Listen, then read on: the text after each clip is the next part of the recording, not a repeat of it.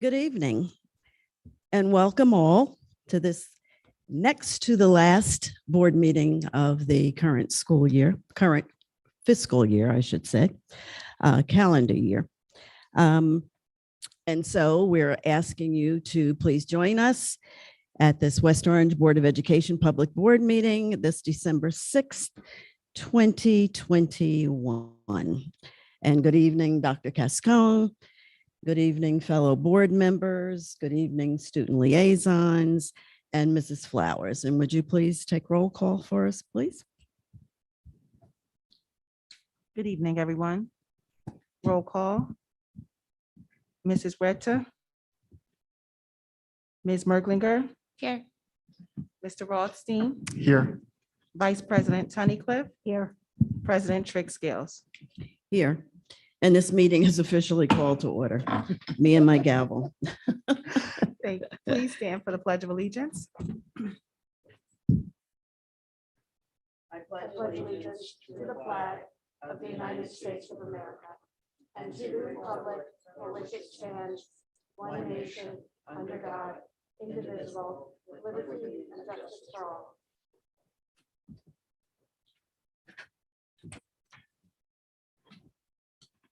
Thank you, Mrs. Flowers.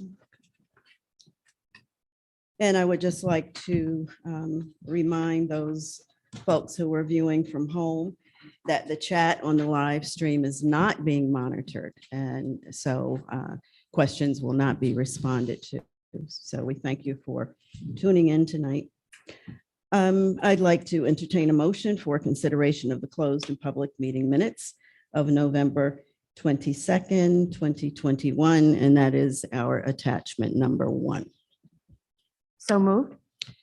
Thank you, Vice President Tunnicliffe. Is there a second? I would really like to second that. Well, thank you very much, Mr. Rothstein. Is there any discussion? There being none. Mrs. Flowers, would you please? Ms. Do the Merklinger? honors. Yes, thank you. Yes. Thank you. Mr. Rothstein. Yes. Vice President Tunnicliffe. Yes. President Trick Scales. Yes. Thank you. Thank you. And that brings us to our favorite part of our board agenda this evening is our student liaison report. So Hvac and Adrian, please take it away. Well, we as student liaisons are proud to report that this Thursday, December 9th, the chorus department will hold its winter concert that the students of West Orange High School's chorus department have worked so hard to prepare. Attendees will be provided with the opportunity to listen to music from our outstanding concert chorus to our acclaimed Jubilee choir. Join us this Thursday as we listen to all the hard work that our various classes and clubs have worked so hard to present.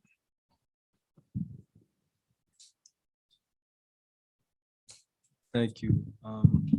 Again, I also am excited for that. I'm a very huge fan of the arts, and watching the Jubilee Choir perform is one of my favorite things to do. One of the things that's exciting me, this meeting, many parents, teachers, and especially students are excited to witness a very historic moment in West Orange High School history. Tonight, up for the board's approval are 2 new courses at West Orange High School, the Black Authors and Voices and the Young Adult Literature and Graphic Novels, being added to the ELA department. One of these courses excites me the most, the Black Author and Voices. At times, students have found that their cultures, heritage, and themselves are not adequately represented by our courses, and our community of West Orange to claim are not adequately represented by our courses. And for our community of West Orange to claim our label of diversity, but allow students to feel such a way is unacceptable. These new courses that would explore Black literature and culture, as well as young adult literature and graphic novels, would make students feel that the school system of West Orange is truly listening to them. Oftentimes, I personally, as well as many students, have felt that we didn't feel represented by poets like William Shakespeare talking about a tragedy between Romeo and Juliet, or talking about Macbeth and how a red spot wouldn't get out of a woman's hand.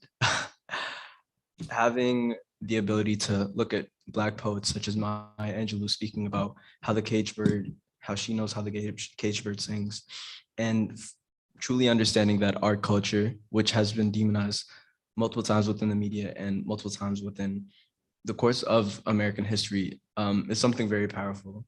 And hopefully these two new courses will be added to West Orange High School's ELA department, and thus allowing many of the students at West Orange High School to finally feel that a piece of their heritage, a piece of their culture, a piece of what makes them them will be represented. Thank you. Thank you. We always appreciate your comments. And tonight is no exception. So thank you both very much. And now that brings us to our superintendent's report. Dr. Qsac. Thank you, President Trigg-Scales. Just a very, very quick welcoming remarks. We're sort of in that time of the year of where we begin kind of reflection, right, on the year past and celebration, hope for the future.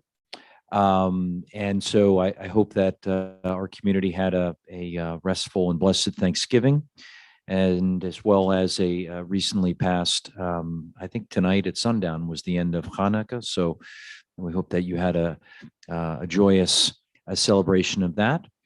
And, we're sort of in that transitional period where we're just starting up with our winter seasons. Soon we'll be going out on holiday recess.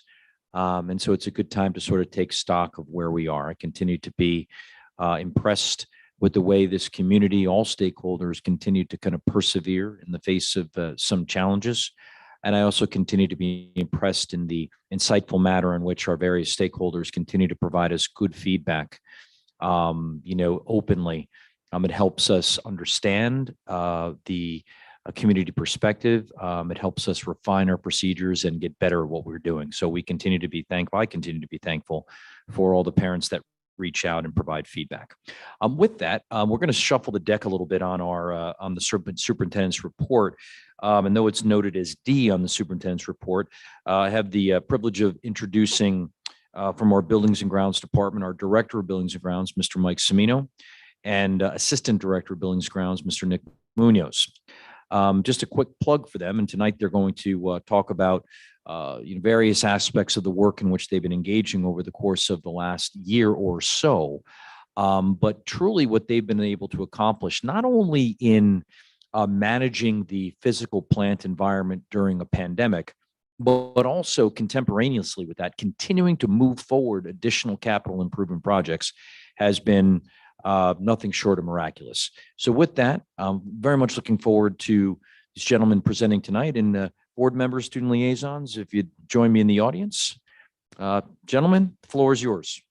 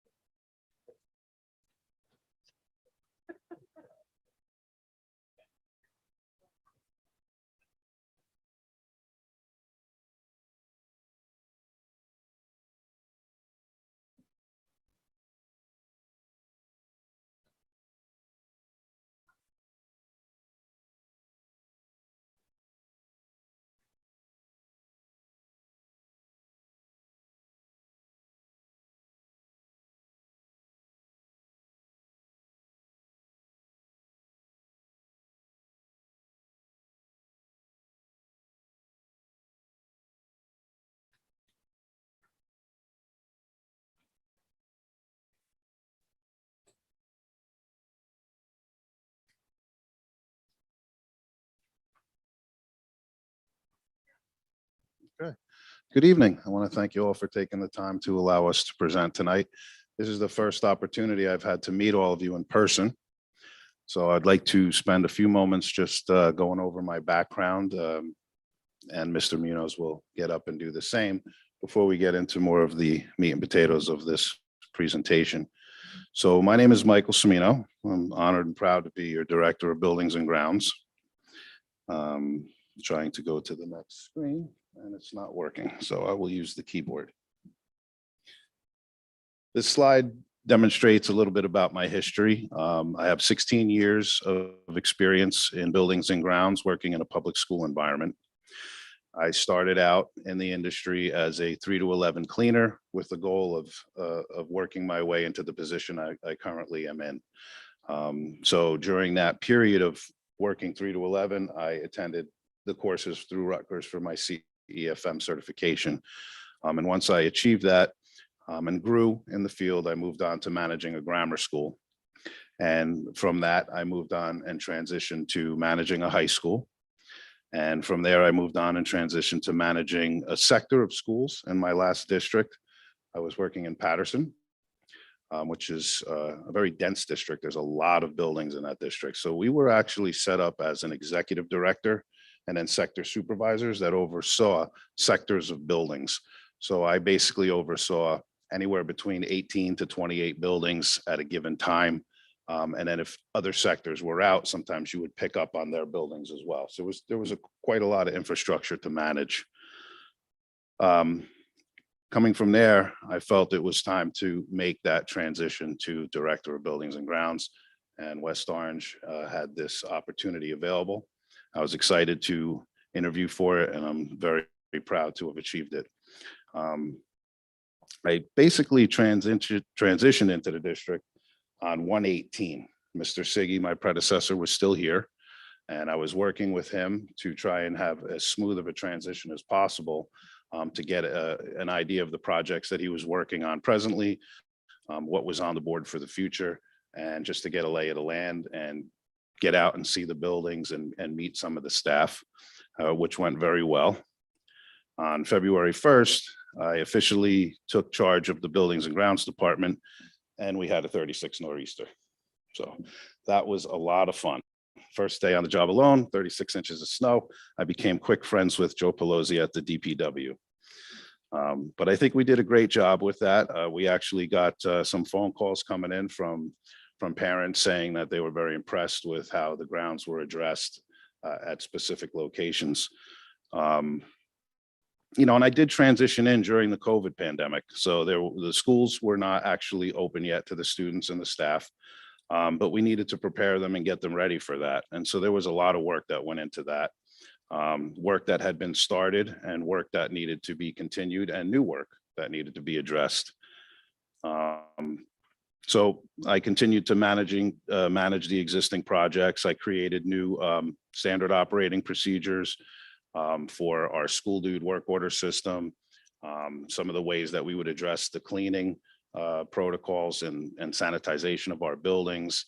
I held meetings with the maintenance staff, the custodial staff, and basically from there, I did a lot of work with School Dude to just try and implement the way I like to manage the software so that it's always available to us to get true data from it. And that data really gives us a good idea of the reality of what we're getting done in the department. So you'll see slides that talk about that shortly. When I did enter the district, Mr. Siggy and the previous business administrator had began a grant for FEMA.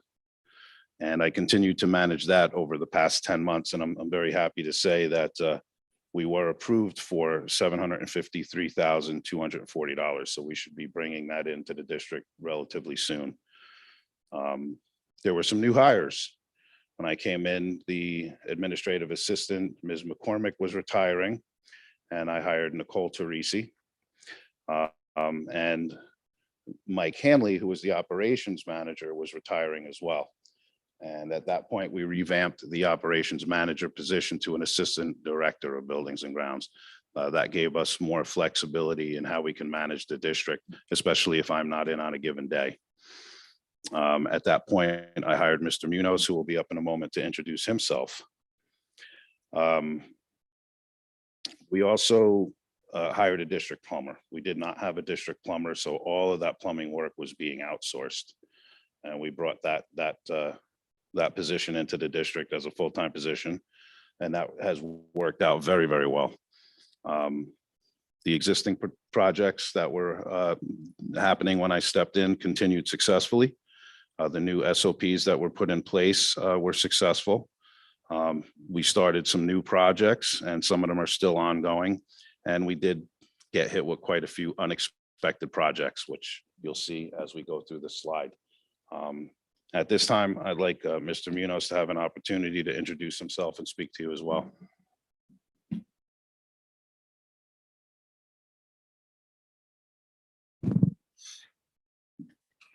Thanks, Mike. Good evening. I'm Nicholas Munoz, the Assistant Director of Buildings and Grounds. I've been in district for 17 years. I started as a summer helper when I was 15 in high school. I'd spend most of the summer working in the buildings, preparing them for the school year, upcoming school year. I started full-time in 2008 after graduating from West Orange High School. During my tenure as a custodian, I decided to take the CEFM classes in Rutgers and received my CEFM. And my first opportunity was at Washington School. I was excited to work with Mr. Mayo and happy for the opportunity to get things started. I immediately started and gave Washington a facelift. I practiced indoor air quality, pest control procedures, and proper cleaning practices. Our first summer, me and my staff worked extremely hard scrubbing the floors, cleaning from top to bottom, painting about 70% of the building, beautifying it. I was given the opportunity to interview as the assistant director, and after a vigorous interview process, I achieved my goal and obtained the assistant director job, and I'm extremely thankful for the opportunity. I'm happy with the opportunity and given excited for every project we undertake. I manage the school do system in the day-to-day. The school do system, we have projects coming in every morning. I assign it to staff depending on the priority. I work hand in hand with Mike, Mr. Semino, and on our staff coordinating what needs to get done for the day. In the current environment, our top priorities are, of course, COVID management, HVAC systems, supplying heat and fresh air to each classroom for the students and staff, creating that safe environment that everybody currently needs. I'm extremely grateful for the opportunity, and I want to continue to work for West Orange School District. I grew up here. This is, kind of home for me. And I'm grateful for the team that we have, Mr. Semino, Dr. Cascone, Ms. Flowers, our staff who continue to do day in and day out hard work. And that's just a little bit about me. And I'm going to pass it back over to Mike, Mr. Semino, and continue.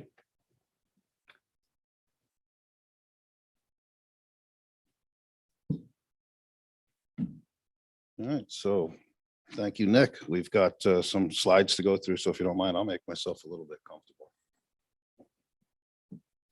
So when I first came into the district, my management style is very much team concept. I met with our entire buildings and grounds staff and made it very clear that every job in this district and in this department is equally important. They're different, but they're all very important. I'd like everybody to imagine a building that's not being cleaned for 2 days. Is it occupiable? It is not. So I stress the fact that we're all very important. We all have very important roles to play. And if we execute the job that we have at hand, then we're going to be very successful. There won't be any weak links in the chain. We try to be as transparent as possible. We try to communicate with our administrators, with our head custodians. It's an open door policy, and it's also, the phone is never off. I speak to administrators, they'll call me in the evening, weekends, anytime. And I've made it very clear to them that that's the relationship that I want to have. I want everybody to feel very comfortable in contacting me and letting me know what their needs are, because if we don't know, then we can't service those needs. And when you have 14 buildings and the amount of staff that's occupying them, things go wrong all the time. Mechanical systems break. So, being alerted to problems helps us to address them quicker. In basically working with school do, if you're not familiar with it, it's a work order management system. So anything that comes into buildings and grounds gets submitted through a work order in school dude. And so I kind of revamped the way we were using it. So every single work order is its own separate work order. We don't put multiple work orders on one work order. So that gives us a true number of every problem that comes in and what gets resolved. Again, that was something that I started off when Mr. Siggy was here, revamping that and meeting with the staff and going over that protocol, meeting with the head custodians and making sure they were aware of how it worked as well. COVID cleaning procedures and management, a lot of them were in place. We made some small changes. We did bring in a new chemical. It's a green chemical. It's called BioEsk, and we use that on the surfaces where students and staff have long-term skin exposure, like desks, cafeteria tables, areas like that. And then we continue to use the Brew Tab, which was in district when I arrived, for common areas, stairwells, lockers, areas where you're not, maybe resting on a desk for a long period of time. I also had all of our HVAC technicians go out and inspect every piece of equipment in the district and put a checklist on the door outlining what was working, what needed to be addressed. And then once we got through that, addressing those open issues, and now we have an ongoing checklist. So there's a checklist on every door, and the custodian goes in the evening to clean the room, and they do a visual once over of the HVAC system. Is the blower on? Is air coming through? Can you feel that outside air coming in? And then, of course, the internal management is handled by the head custodian with filter changes, and we have that scheduled out and we keep it regular. I also implemented heat reports in which the head custodians need to submit a report every morning by a certain time. And this report is basically to tell us which rooms are a bit colder than they should be or a bit hotter than they should be, so that we can try and alert the administrators before they even get in and let them know that we're aware of it, their head custodian's aware of it, and we're trying to address it as timely as possible. With COVID, we had to change the lunching schedule, as you all know. We did spend time over the summer posting for part-time employees. We went out 3 times and we didn't get anybody that was really qualified for it. So it was a bit difficult, but we needed that staff. So we did get approval from the board. You may recall to bring in a contractor to provide some substitute custodians, and we worked hand in hand with the union, and everything was very transparent with that. So we have a few people from the outside contractor providing help at the lunches and even in the evenings, because we also have overtime available to all of our in-house staff. So if they're working an evening shift and then coming in the daytime to work the lunch shift and then the evening shift, they're putting in a lot of hours. So sometimes it's difficult if there's a custodian out and we want that section that they would normally cleaned and disinfected for the next day properly. So we were able to utilize that outsourced contractor for that as well.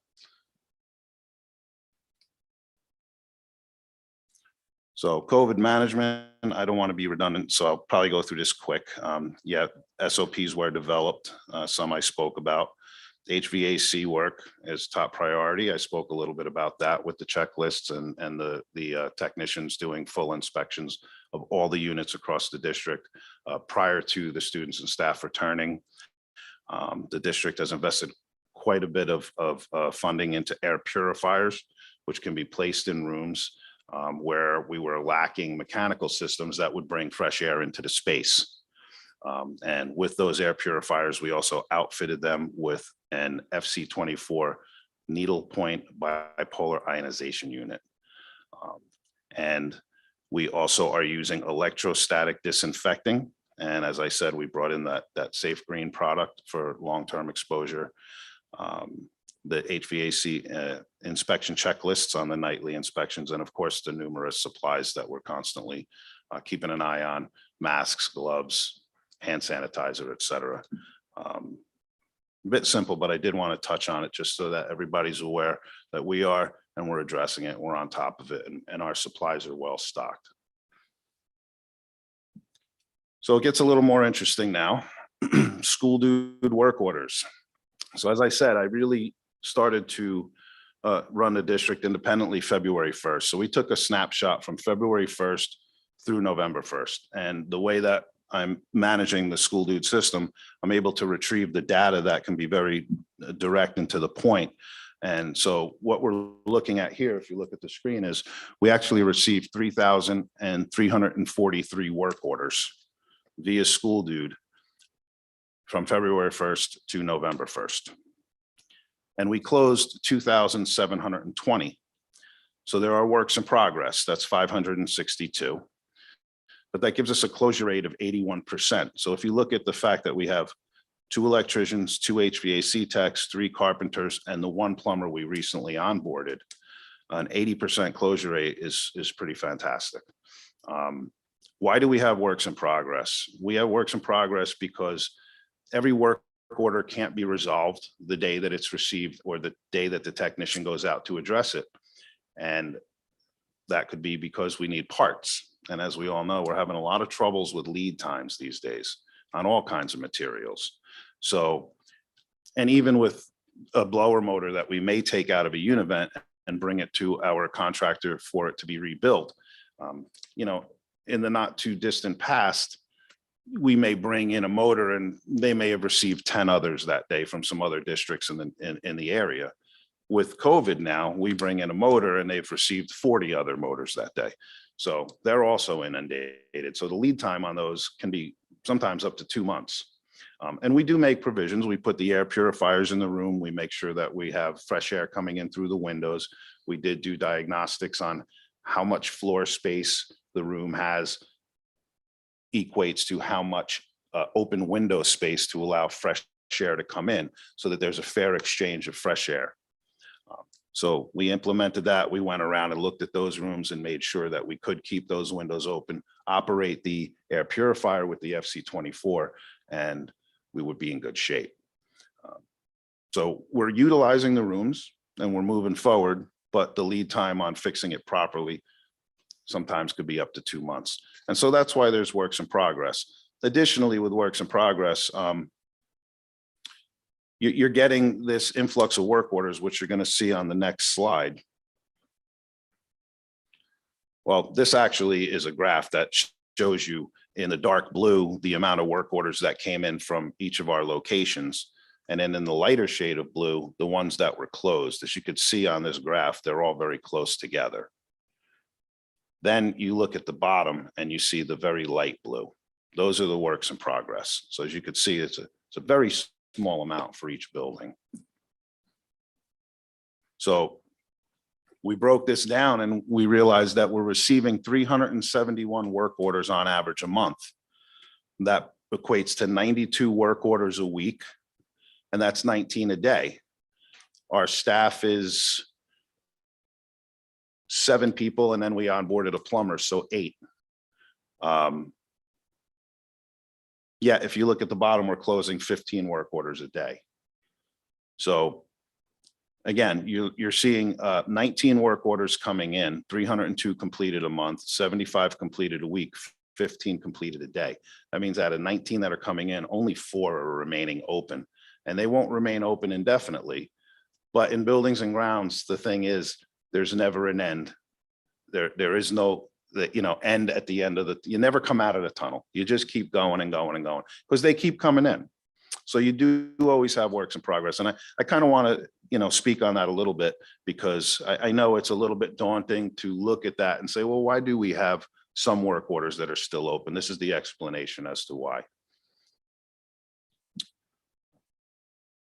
When I started in the district, I started meeting people. There were some major projects that were underway, and there was a lot of major projects that I took on. And on this slide, I just want to go through just some of the things that were accomplished. There's so many other things, but to try and sit down and put everything on paper, it gets a bit much. So we tried to highlight some of the things that are on a larger scale or that we feel made an impact. And starting off, the first one, the West Orange High School shot put field. So I was approached by the track and field coach who had been wanting a shot put field for quite some time. I went out and met him at the Conforti field and came to realize that the children were playing and competing on just a grass surface with a painted outline for their competitions. But then they would go to other districts and play on proper regulation shot put fields. So I thought his point was extremely valid, and I really wanted to make that happen. outsourcing that can be quite expensive. So I pulled together our carpenters and our grounds personnel, and we were able to put these shot put fields in independently in-house at quite a low cost. I didn't add up the labor hours, even though it was pretty much mostly done on straight time. So there are costs, of course, with materials as well, but a landslide cheaper than what it would have been to outsource. And everybody's extremely excited and happy to have it. There are some slides coming up with some photos, and you'll see that. An unexpected project, Gregory, the boiler that heats the cafeteria, it died. And so we replaced that. Liberty Lighting, over at the Liberty School, there was an antiquated automated lighting system. What was happening is just randomly throughout the day, lights would turn on and off. And we received a quote for that. Yes. I'm sorry? We can qualify that statement slightly because Liberty is a relatively new facility. Mhm. So let's rephrase that. Let's rephrase that and say that whatever system was initially installed not that long ago evidently was substandard. Absolutely. You could say that, or basically it lived its life and you couldn't really get parts to fix it. So you had to actually replace it, and replacing it in kind was extremely expensive. But we did address that, and you'll see some cost analysis later on. We had a retaining wall over by the Washington School along the street that was replaced. We replaced that. We did some roof replacements at various sections of Mount Pleasant School, Edison School, and the West Orange High School. We did a facade on the new section, or was once the new section, the gymnasium area of the Gregory School.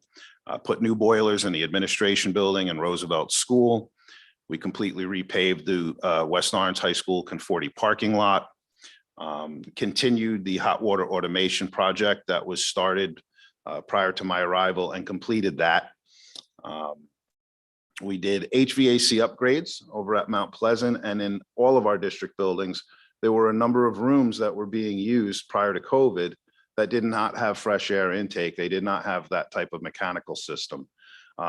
So Mount Pleasant was in the worst shape because it was actually 11 rooms. And if we didn't get those 11 rooms outfitted accordingly, we would not have been able to operate.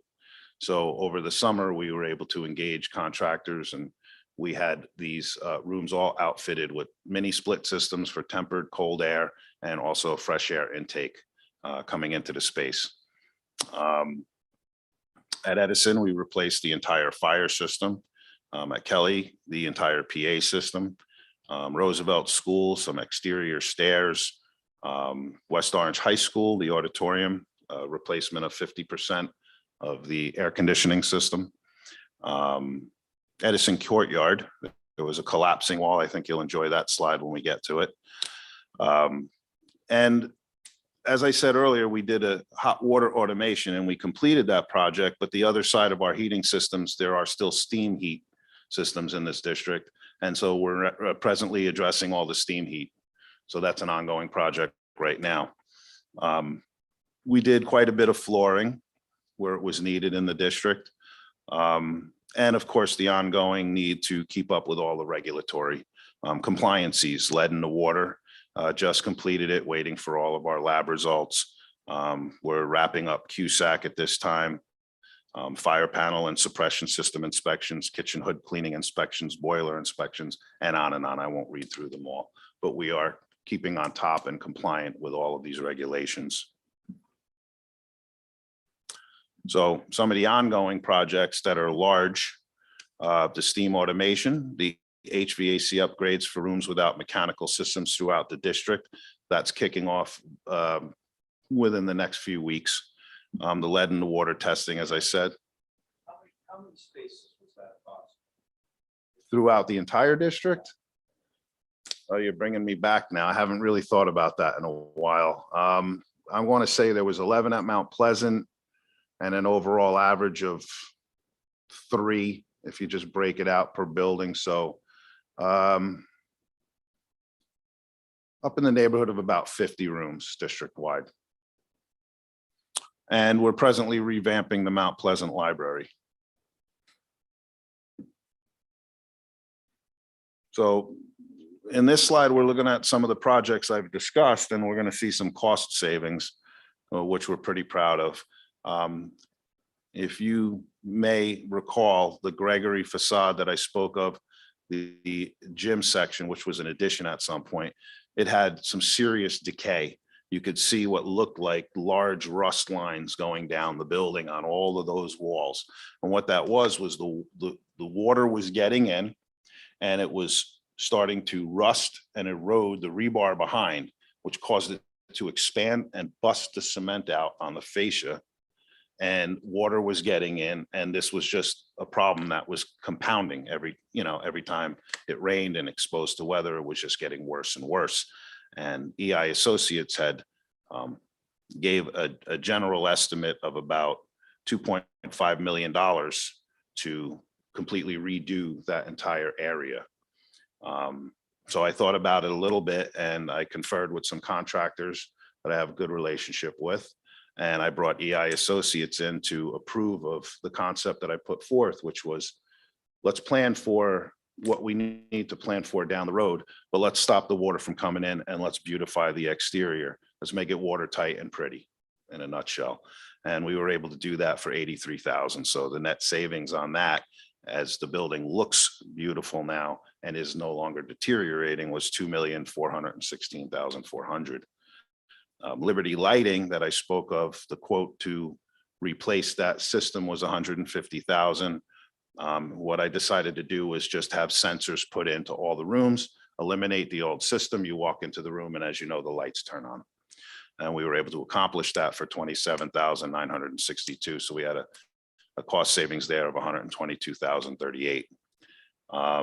Mount Pleasant, it's a small one, but there was a nurse's office floor. We needed to transition things around in that building. Some people moved around to be ready for September. And that floor was in some rough shape, and it looked like it should be outsourced, but with some hard work from our custodial staff over there, we were able to address that floor in-house. So it was basically our own in-house labor and material costs. But the quote for that project was $23,000. So we did save that. And you'll see some pictures of these items. The Gregory Boys Bathroom has been on the table to get remodeled. That's something that, has been brought to our attention. It was something discussed before I arrived. I went out and I inspected it, and I felt that, all of our panels, stalls were fairly new and in very good condition. Our fixtures were in good condition. And what I was noticing was really just that we had missing tiles, and we had lots of tiles that were just put in place but didn't match. So it really gave a very poor look to the room, but it really wasn't anything that had to do with the actual facility that you're using. In other words, the sinks, the urinals, the toilets, and of course the stalls. So we decided, you know what, let's paint the plaster above the tile. Well, let's paint all the tile, and we basically refurbished it visually for a cost of just some paint and a little bit of labor. So, we can still look to the future to renovate that bathroom, but that $80,000 quote, we made quite a big difference for under $1,000. So that's another savings, at least at this time, of $79,000. And the West Orange High School shot put field, I spoke about that earlier. So material and labor costs, I can get them if anyone's interested, but we didn't really put that together at this time. Hazel School, the head custodian came in to find his hot water heater was broken. It was toppling over and decayed, and it was on its last leg and not working. And fortunately, we had just hired the plumber. So we were able to go out to the supply house, get a hot water tank, and he installed it same day. So that was a savings because we didn't have to outsource that project, pay markup on material, and of course, the contractor's rates. And of course, a lot of plumbing work orders have been getting addressed with the new plumber. So there's been a savings there too. So we're entering into the fun part. where you guys can actually get some visuals on things that have been done and what they look like. This is Washington School. That's the retaining wall along the exterior of the building, along the street. Nick, what street is that? What's it called? Franklin. And you could see on the left, the dilapidated condition of that wall. It was leaning in and it was definitely quite an eyesore. The center picture is during the project, and the third slide shows you how it looks now.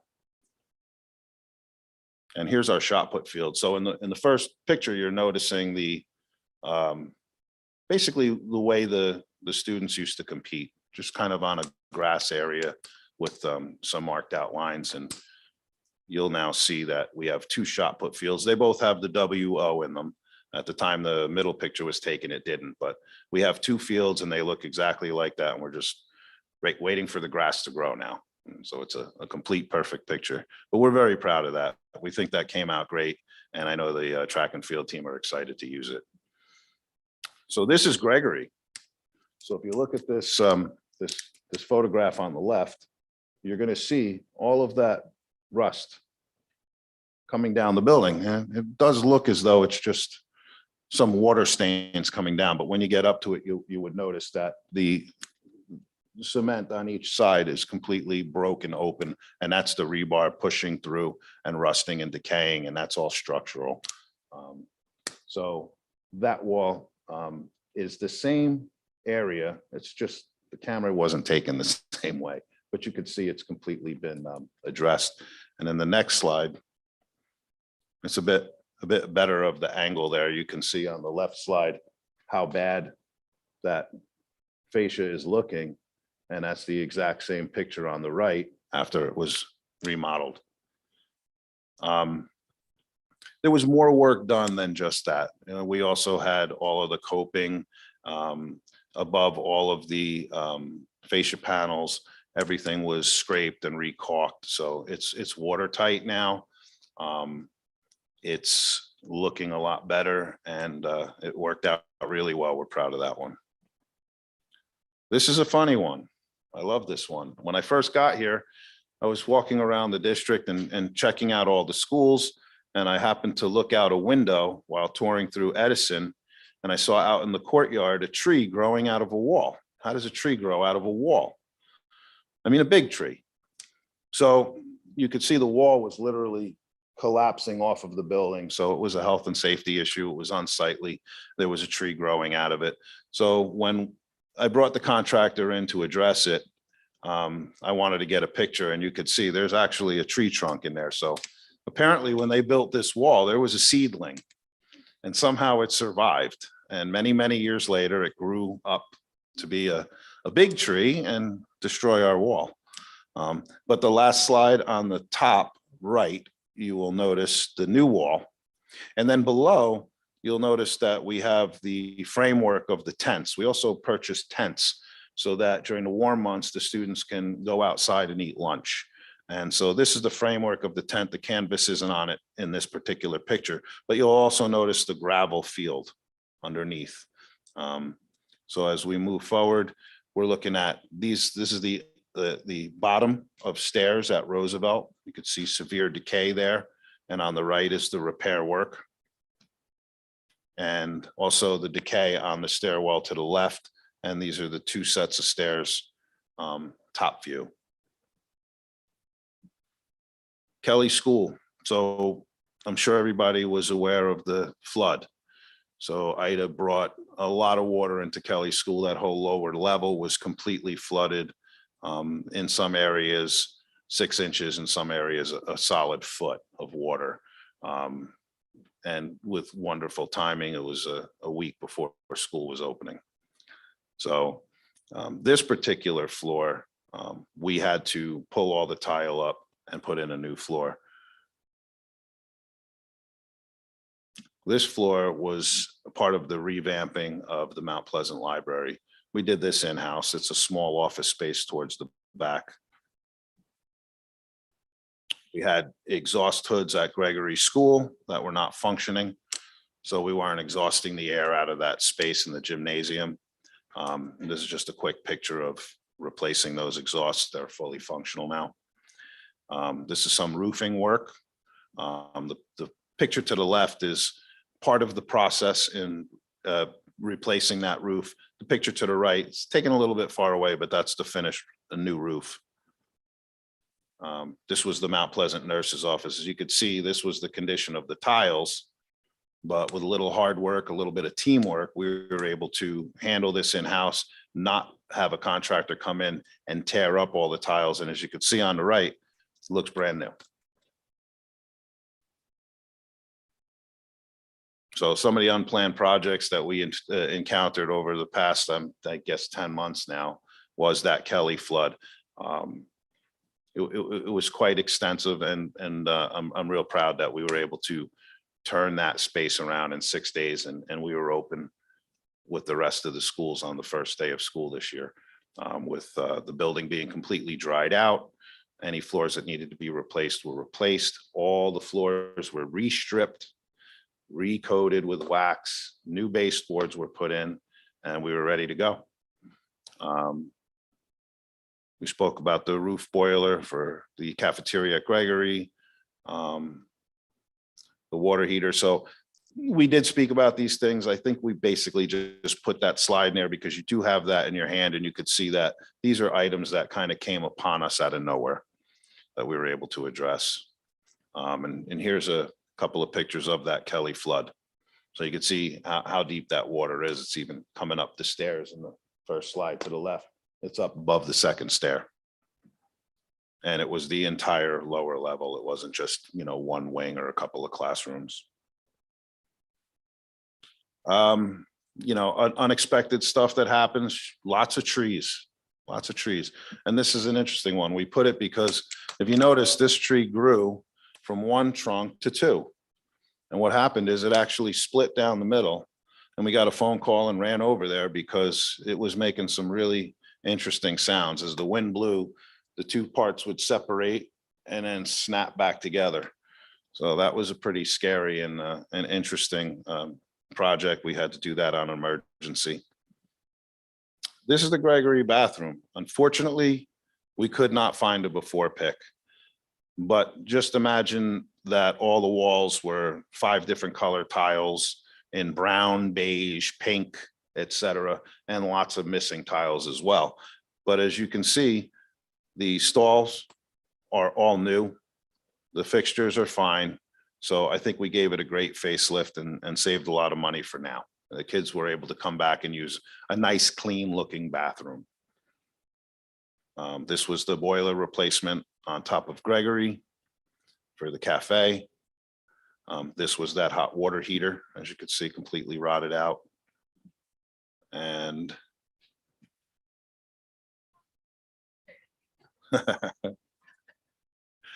well, we're gonna close out now, but I wanted to share a bit of my personality. I do have a sense of humor, and we have a lot of fun. We're really proud to work here. We all get along very, very well. Extremely blessed to be working with Dr. Cascone and Ms. Flowers. We have so much support from them.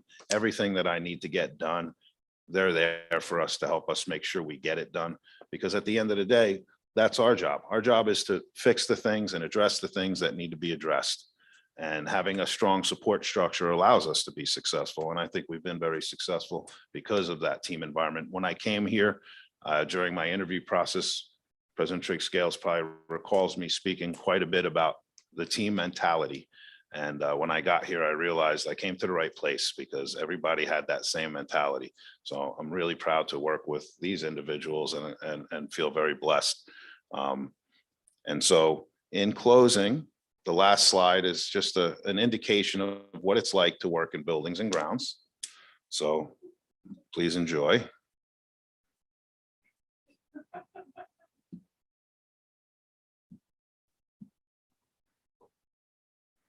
Now, Nick is Lucy or I'm Lucy. One of us is Lucy, the other. And the chocolates are the work orders. Now, I assure you, we're not throwing any on the floor. We are addressing all of them. They're just not all getting into the box that very same day.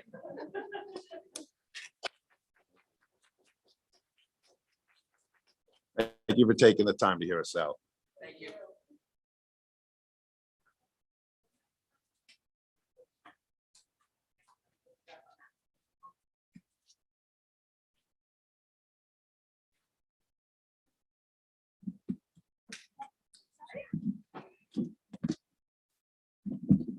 Yeah, we're gonna go on that side. Thank you.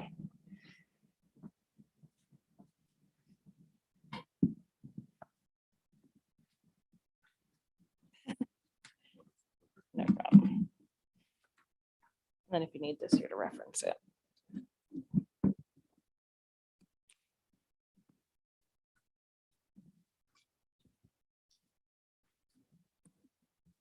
Okay.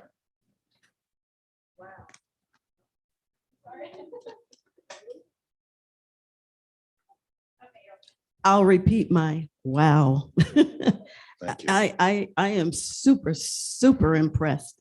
But what we're going to do now is allow board members as well as our student liaisons Mhm. to follow up with some questions, but that was Wonderful. amazing. Thank That- you. that- Thank you. that- We appreciate it and we're proud to do it. Yeah, that's amazing. Adrian. Thank you for that wonderful presentation. I really don't think we all knew how much you guys do and how many buildings and projects you guys run all year round. My only question is about the lead in the water. Can you elaborate a little bit on that project? Is it a routine test that you guys normally do, or is it something else? Absolutely. Thanks for the question. Yeah. Lead in the water was put into place. All school districts had a test for it every 6 years. So we were proactive even before I got here and not waiting the 6 years. So we did do lead water testing under Mr. Siggy before I arrived. However, recently the law did change and it has to be done every 3 years. And at this point, every school district has to do it at the same time. So that meant that you had to do lead in the water before the end of this fiscal school year, being June 30th. So we're happy to say that we really jumped on it quickly and we've already got all the sampling done. We're just waiting for the tests to come back, and I'm definitely pro test it every year instead of waiting for the 3-year mark. Thank you. Again, as my fellow student liaison just said, I personally didn't realize all the work you guys were putting in, especially that shot put field. It looks amazing, by the way. Thank you. And thank you so much for all your work and effort. In regards to, I believe it was called the QSAC. Qsac, yeah. Qsac. Is that the water test that you do, or? No, it's not. It's county inspections that take place throughout various aspects of the educational system. We're just a part of it. And the part that we address is the physical plants.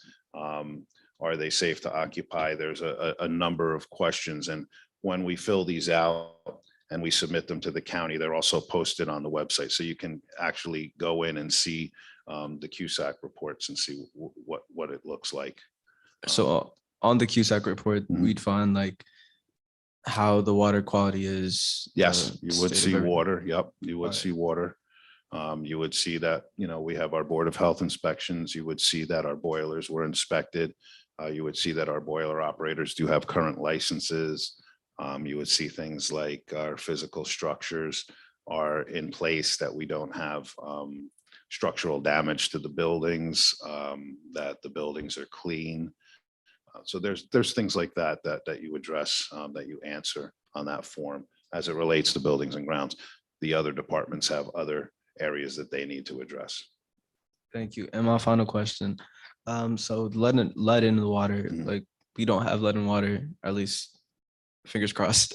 Right. But that's a result of using lead pipes, right? And because like the buildings are old, obviously things of that nature. Correct. There's lead in the pipes and usually in the fittings. And the best way to prevent having any lead buildup is to run your water. So you want to consistently, and we do that. We do a weekly flush of all of our water systems.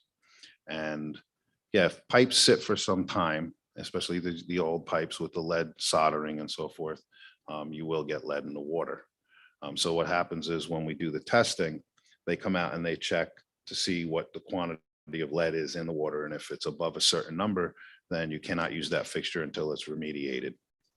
And so when we get the test results, if we find that there is a fixture that tested high, we would remediate it, have it retested before it's placed into service. Got you. And my final question, I swear, I know you're getting sick of me. Not at all. But you said in the presentation for COVID management, you've been using an electrostatic disinfecting with the new safe green product. Yeah. What is the name of, it was a green chemical product? Yeah, it's called BioEsque. Bio. BIOESQUE. ESQE. And what's the benefits, obviously being bio, and I'm assuming It's a biodegradable? purely green cleanser and disinfectant. And so it's Non-toxic. the non-toxic, yes, but the item that we were using is a chlorine based when I came into the district.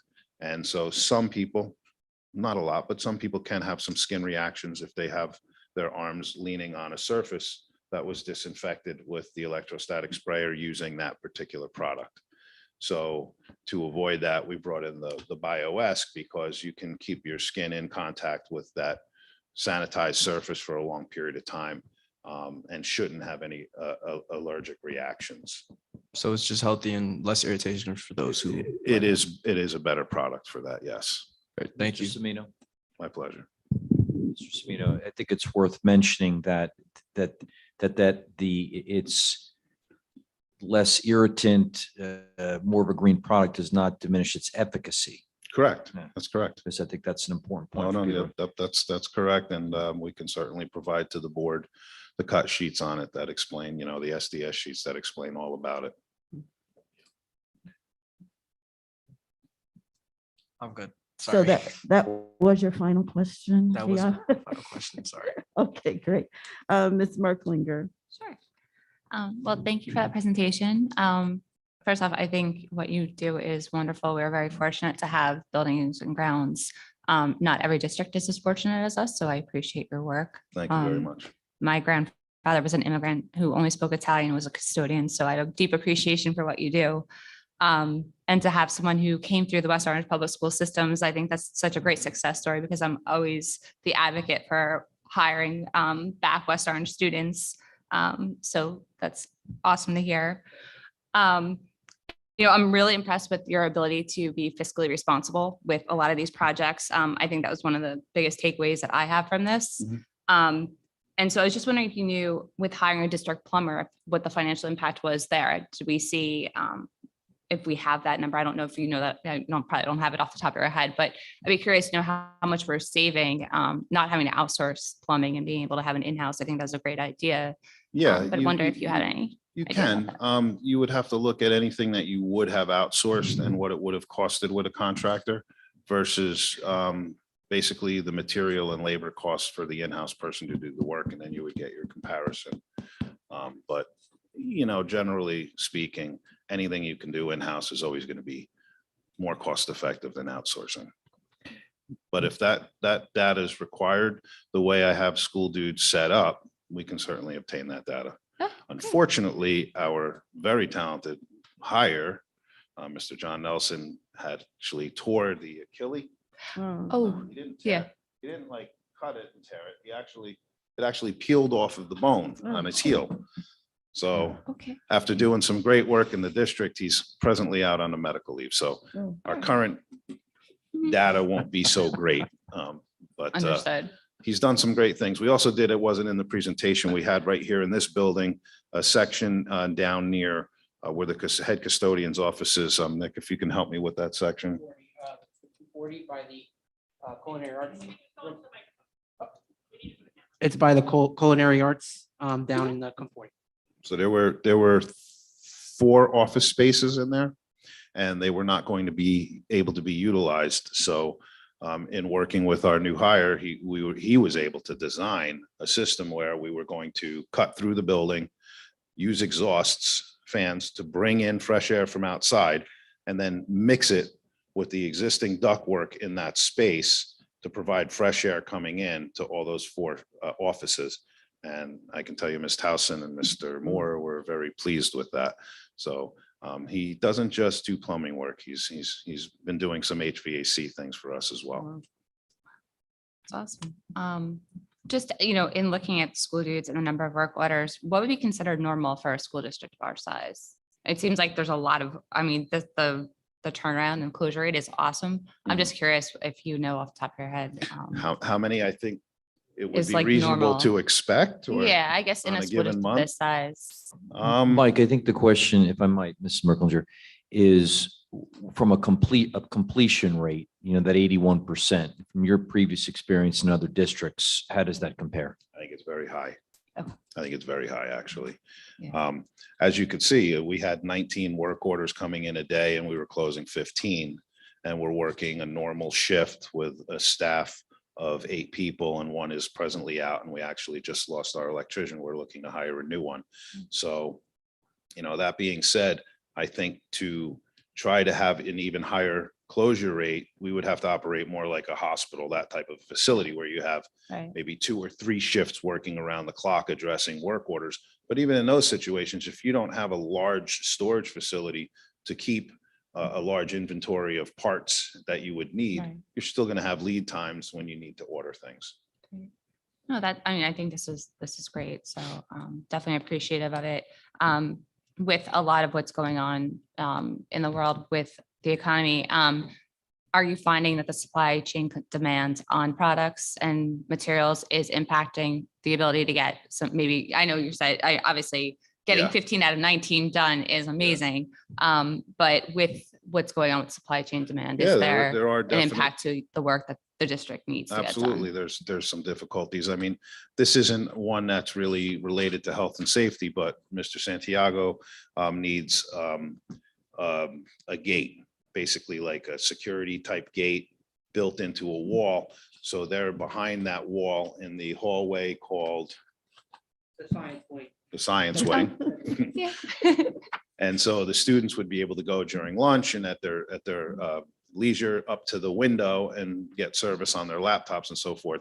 And so we're going to have to cut a hole, and our carpenters are going to take what they cut out and then put handles on it and hasps and locks so that we can take it out. They can actually use that opening and then put it back in and hasp and lock it for security, because the lead time on the actual gate that's going to be permanently installed is about 3 months at this time, and it may go to 4.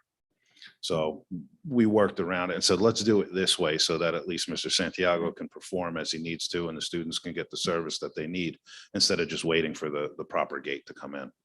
I certainly appreciate the creative We out of the try to box be thinking creative. there. So that's We definitely try to be creative every day. nice to hear. One of the other projects that, in your list of major projects, and one of the items that I did want to make sure that the community recognized is beautification of the front of the high school, stadium that I know your team worked on. So moving the fence back, putting in the landscaping. Yeah, I can't take a lot of credit for that one, actually. I Well- know that came down the pike from the mayor, and the DPW was involved, and we did play an active role in it to some degree. We did contribute funding, and we did help in any way we could to ensure that the project ran smoothly.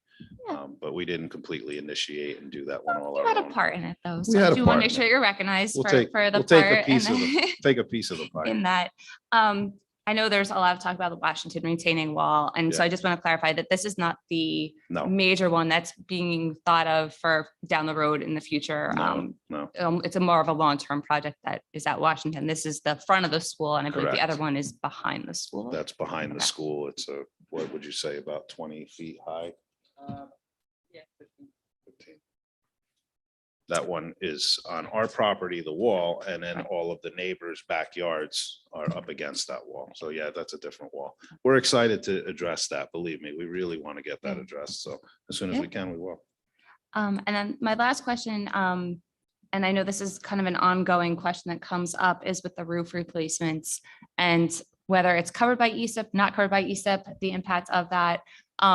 Could you give a little bit of clarity around, was this under ESIP? Is there a warranty for it? Is that now passed? Yeah, and- this isn't part of the ESA project. These are roofs where we're having troubles that they're old and we're getting water infiltration. They need to be addressed. So they're really not part of the Qsac project. Okay. Right. Well, thank you so much. This was a great presentation and Thank you. definitely really happy to hear about the cost savings.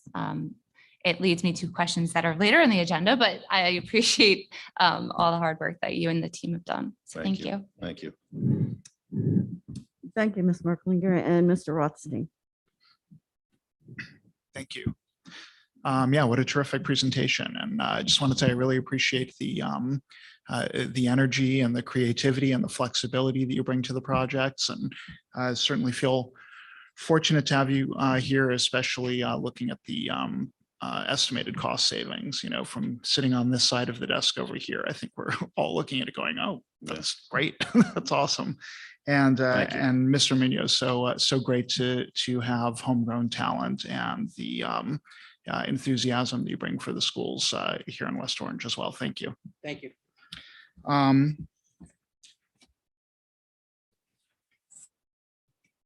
One question about the system for work orders. Who is it who actually submits the work orders? Where do those come from? Mostly the work orders come from the head custodian. Some administrators like to put work orders in as well, and we've got them set up to do so.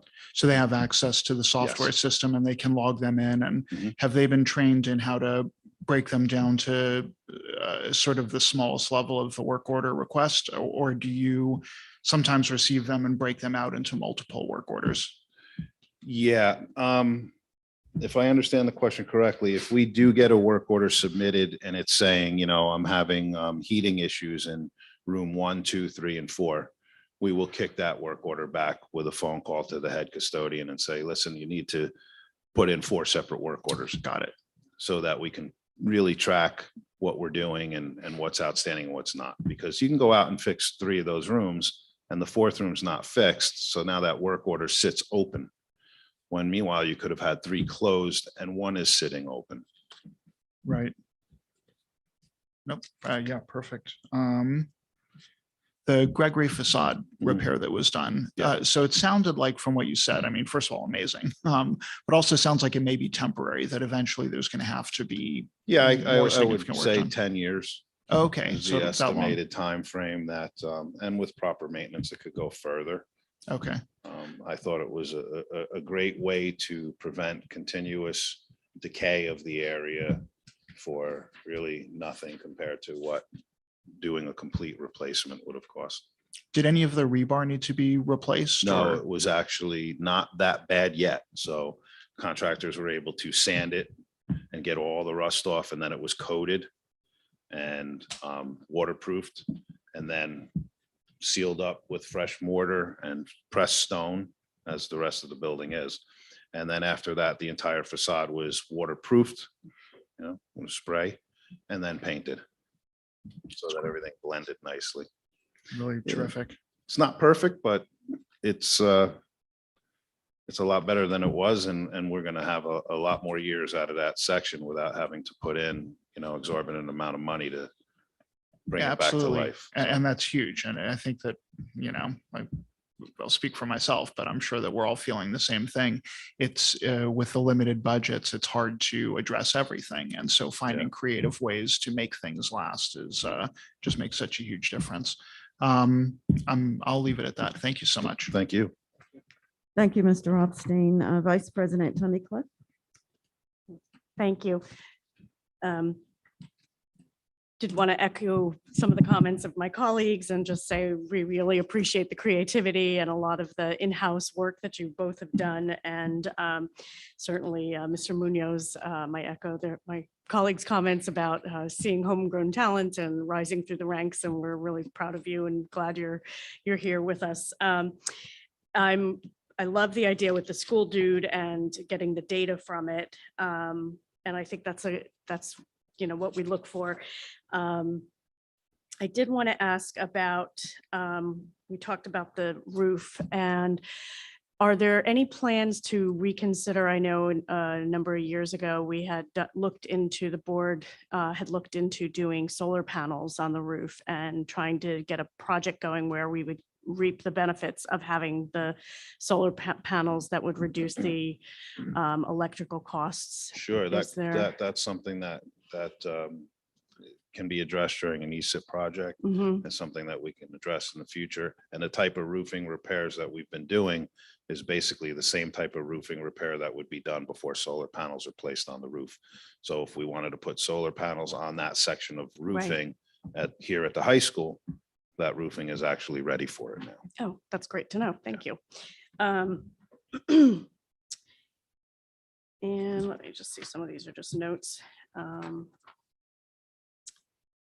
The other thing I wanted to know is, I know you talked a lot about the closed work orders. Do you track things that are continually breaking or that are still having problems? And how do you do that? Like, is that part of this number, or is there? It's funny that you bring that up, because you can't help but to track. Right. Those are the ones that drive you nuts. Yeah. We have a situation like that at the Liberty School with the art rooms. Mm, This RTU has been worked on by 2 different contractors, our in-house talent, and it gets repaired, and then something else happens, and then we're back to the drawing board again. And it doesn't need to be replaced, but we're still trying to troubleshoot this thing. So yeah, we try to keep on top of everything and keep, checking in on, the lead times. When are we getting the parts? When are we getting this? yeah. And what can we do in the meantime to make the space usable? But there are some that, you can't help but think about them all the time, because they're just constantly problematic, Right. And again, it's not because that unit needs to be changed. It's just that it just hasn't been quite Yeah. shot correctly yet. And does that go then onto a more of a master plan of like Well, it's just that long-term, there's- this there's- needs to, There's several aspects of it with automated logic, and then Mhm. the different aspects of the unit. What type of contractor would look at it and work on it. So that's the only one that's really been a little bit problematic. yeah, okay. Well, that's good to know. And then I noticed on here that you've done, a little bit of work at the Betty Madeleine School. What is our role in that? Because I know what's actually done there, because I know we're a rental there. What kinds of things do We we? actually haven't done any Oh, physical work there. okay, That's as you said, it's a lease space. So the only thing that we would be responsible for there is the PA system. oh, okay. All right. Thank you. If I might, Sure. Vice President Tunnicliffe, I think the reason Vice President Tunnicliffe's asking this, I think in the graph, there were some lines associated with the BMELC. Yeah. So I think that's where that We question's will coming get work orders, and we do address them. Okay, from. It might be more along the lines of maybe moving things could be associated with Correct. that, Could right? be With, moving Yeah. the stuff into go ahead, Nick, if you want to speak on that. It's more so supplies. Every couple weeks, we have to redeliver supplies. okay. Washington School is utilized as a pre-K as well. So Yep. sometimes we have to, deliver furniture, move furniture from the trailer back to Betty Madeleine, or bring supplies from Betty Madeleine back to Washington, and so on and so forth, things like that. Oh, okay. I think the only repairs we ever have made is just the PA system, like Mr. Got Semino it. said. Okay, thank you. And Appreciate other the supplies, clarification. if they need masks or things of that nature. Okay, so it's more moving and restocking of supplies for Mhm. that. Okay, great. And could you just talk a little bit about the hot water automation? What does that entail? I've never heard that term before, so I was So curious. before the automation of the hot water systems and the steam systems, Mhm. the district was running off of pneumatic systems. And that meant that there's a compressor in the building that presses air through the lines into the units to activate certain mechanisms. And over the years with the pneumatic systems, you have breakdowns. People could, put something in the wall to hang something up, and they don't realize, but they pierced the pneumatic line. Now we're Oh, not getting enough pressure to the thermostat, so it's not engaging properly, or it's not getting enough pressure to the unit, the valve on the unit to open and close properly. So when these things happen, you start to have all these different problems. And one of the problems was dampers that don't Right. open or close. Okay. And so we had a lot of dampers that were closed. And ironically, prior to COVID, there were a lot of people out there loving their damper closed all the time because Right. their room kept nice and toasty. So, all of these things changed. And when I came into the district, Mr. Siggy had already started that process by automating the hot water side. And we did it that way because the hot water would be in danger of freeze up Right. more so than the steam side. And because what we had to do was basically take all the dampers that weren't functioning properly and manually place them in an open position so that they were constantly open and constantly drawing in fresh air. So our boilers, of course, had to constantly run too Right. to prevent freeze up. And so that's why hot water was addressed first and steam is being addressed second. Ah, okay, I see. And so now what's going to happen is we're eliminating the pneumatics and everything is controlled from a computer. Right. So we can also set temperatures, schedules, check, entire buildings, specific rooms at any given time. Damper aperture. Damper aperture, Yeah. anything at any given time, from home, from the office, and Oh, that's even great. from right now in the library, just by getting on a computer. Oh, that's great. Okay. So it's related to that. All right. The only other thing I wanted to say, because it looks like Mount Pleasant has had quite a bit of remediation over the last year or so. Was that because things just work orders hadn't been going in regularly? No. Or was it just stuff that came up? No, Mount Pleasant had 11 spaces that were being used prior to COVID and could not be used without the HVAC remediation. And so that was the first school, as I said in the Right. presentation, that we made sure we put all of this equipment in all the rooms so we could occupy them. So that was a big project. And then we're renovating the library. Yeah. And then the remaining, there are some work orders for some leaks that we were having that are window related. We're addressing those, Mhm. but I don't know, I'd have to look at the graph again. But really nothing out of the ordinary comes in from that building, anything different than any of the other buildings, other than the fact that we really had to address the classrooms without the mechanical systems and the revamping of the library. Right. Okay. But the workflow that comes in there is pretty normal stuff. Okay. And I think that was all of my questions. Thank you so much for Pleasure. being here tonight and presenting. Thank you, Vice President Tunnicliffe. I'll go back to my wow. Thank you. I love the data. Yeah, I very impressed that you're keeping track and you can see where you're making improvements and where needs exist. So kudos to Ethel and Lucy. You're a great team. You're managing. I'm not sure those- which one I want to be. On one hand, I'm married to Fred Mertz. On the other hand, But so who does the painting in the district? Is that all outsourced? No, we do it all in-house. We have our head custodians that do quite a bit of painting. Our grounds crew does quite a bit of painting when the ground season is over and we're in the heart of the winter. And we have a couple of guys. We have one gentleman here in high school that's just quite a good painter, and he's the one that did the bathroom at the Gregory School.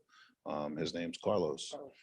So I think Nick knows the names off the top of his head better than I do, but You're getting there. it's He's all been done here a little bit in-house. longer. Been here a little bit longer. Yeah, I'm on to 10 months, I think, 17 years. So He's got a little bit of edge a on little you. bit. Yeah, I guess that I think I speak for the board, how impressed we are that so much is done in-house, and that we've got such talent that we're able to get so much done without having to.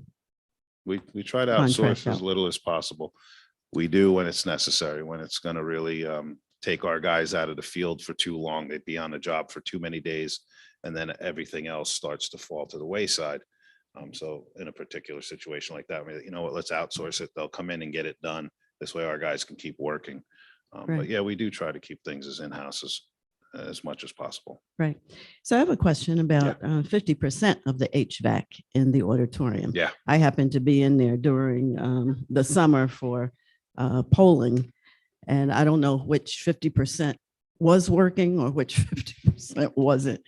But so explain that. There's 2 units that Okay. provide the tempered air in that space, Okay. and one of them was broken. Oh, So you may recall. that's the one I know felt. Dr. Cascone recalls and Ms. Flowers, when it was still hot out and the auditorium was just a bit bit too hot to use. And I think you guys actually had 1 or 2 board meetings there during that time. when it Oh, was a- yeah, I when remember. It was a bit Yeah, we warm. were in there. So the one unit had to be completely replaced. Okay. And we did that. And so now we're back to 100% operational. Oh, great. We were 50%. So the other one is operational, yeah. fine. And that 50% really wasn't enough to cool the space. Okay. All righty. You know, I've driven by Gregory School for years, like we all have, and wondering, why don't they paint those rusty spots? You know, so, and I looked at it yesterday and what a difference, you know, what a difference that makes. I happened to be principal at Montclair High School when the stairs fell. I don't know if you remember that a few years back, but I'm really into being proactive. And so this is all that I see here, you know, that we're seeing stuff and getting EI in to do an assessment of our facilities Sure. and averting tragedies, even down to the split tree. All of that is very, very incredible. And so, you know, kudos for that. And I think that might be it. Let me just take a quick look. There's more to come to. There's more to roll out. I do, if you may recall, when I interviewed, I have 2 books that I put together, daily activity log journal and boiler log journal.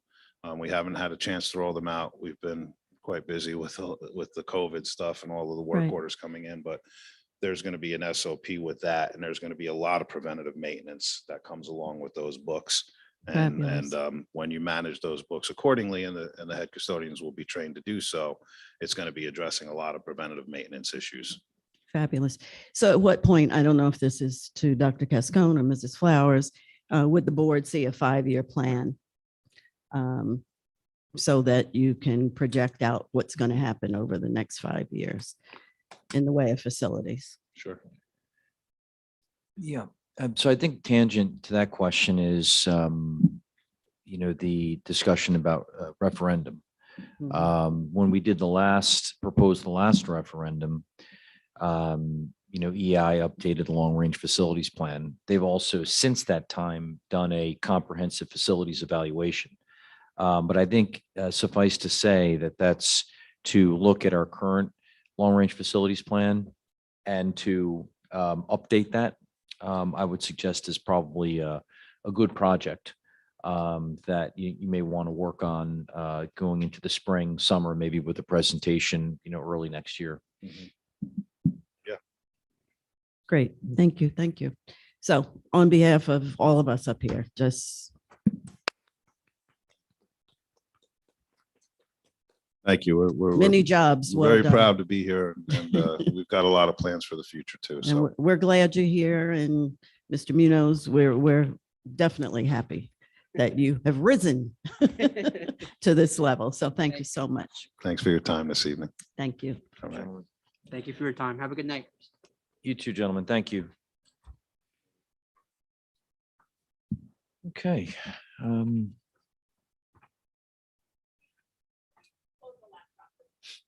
Sure. Clickers here too. It's a hard act to follow. Just, you know, a few items on the superintendent's report, just kind of grab the low hanging fruit first, if you will. There is an HIB report, which is being passed down. We did have two additional investigations that were conducted since the last board meeting. Both those incidents were confirmed as not no evidence of HIB. I did review the executive summaries and the investigative reports and concurred with the findings of the anti-bullying specialists and introduce this report for your consideration and approval this evening.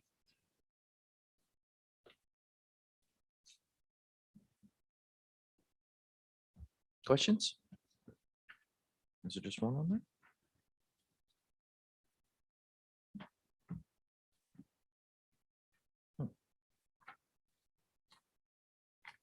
Let me just double check that.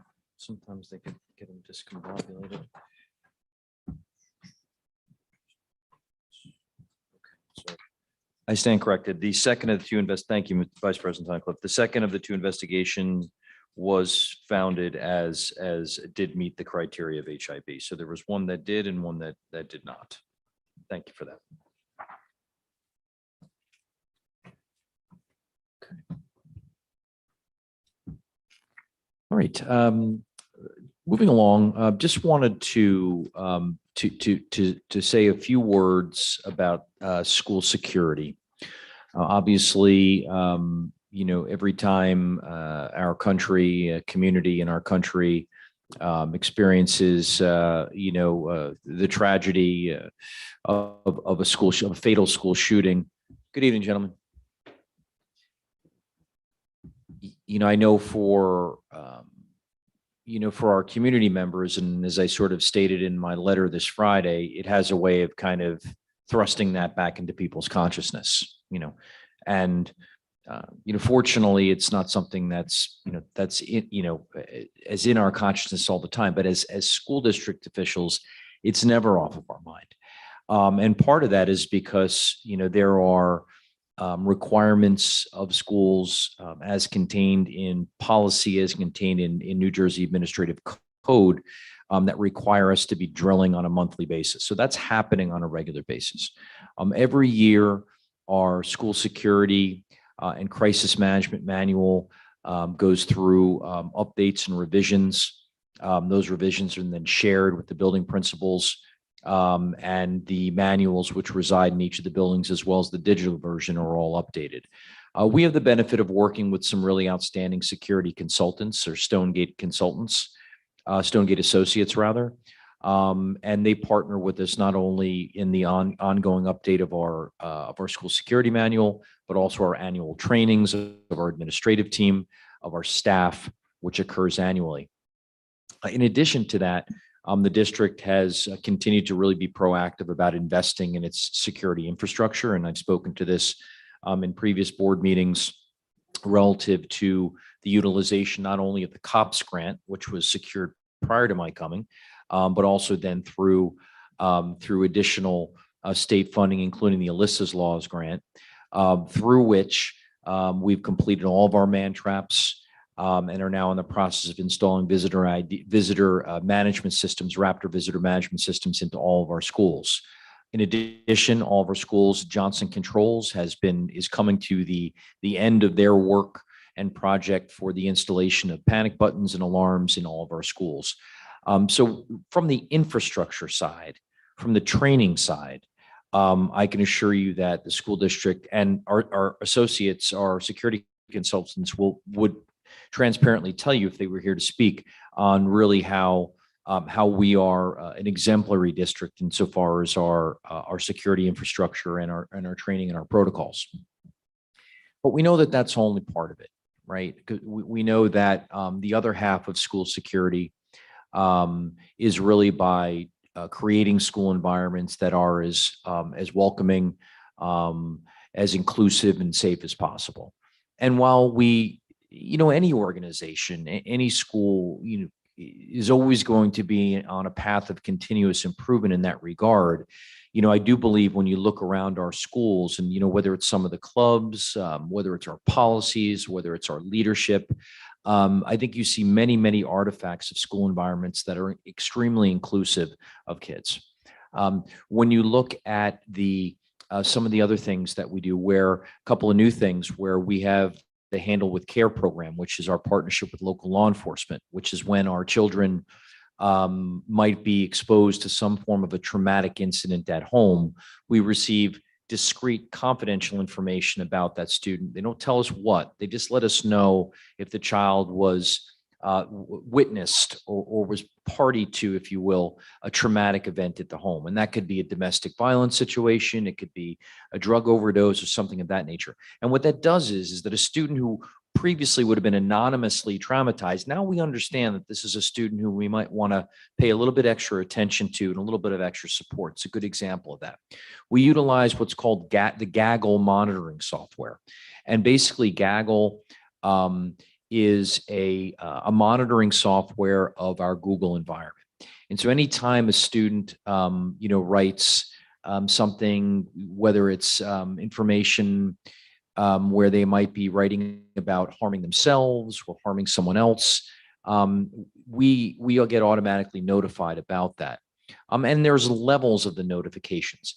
In the case of when the Gaggle team identifies this as potentially an imminent threat to either an individual or another, that raises to a red level alert, and either myself, Mr. Santiago, or local law enforcement would receive a call in that regard, potentially averting some sort of a catastrophe or tragedy.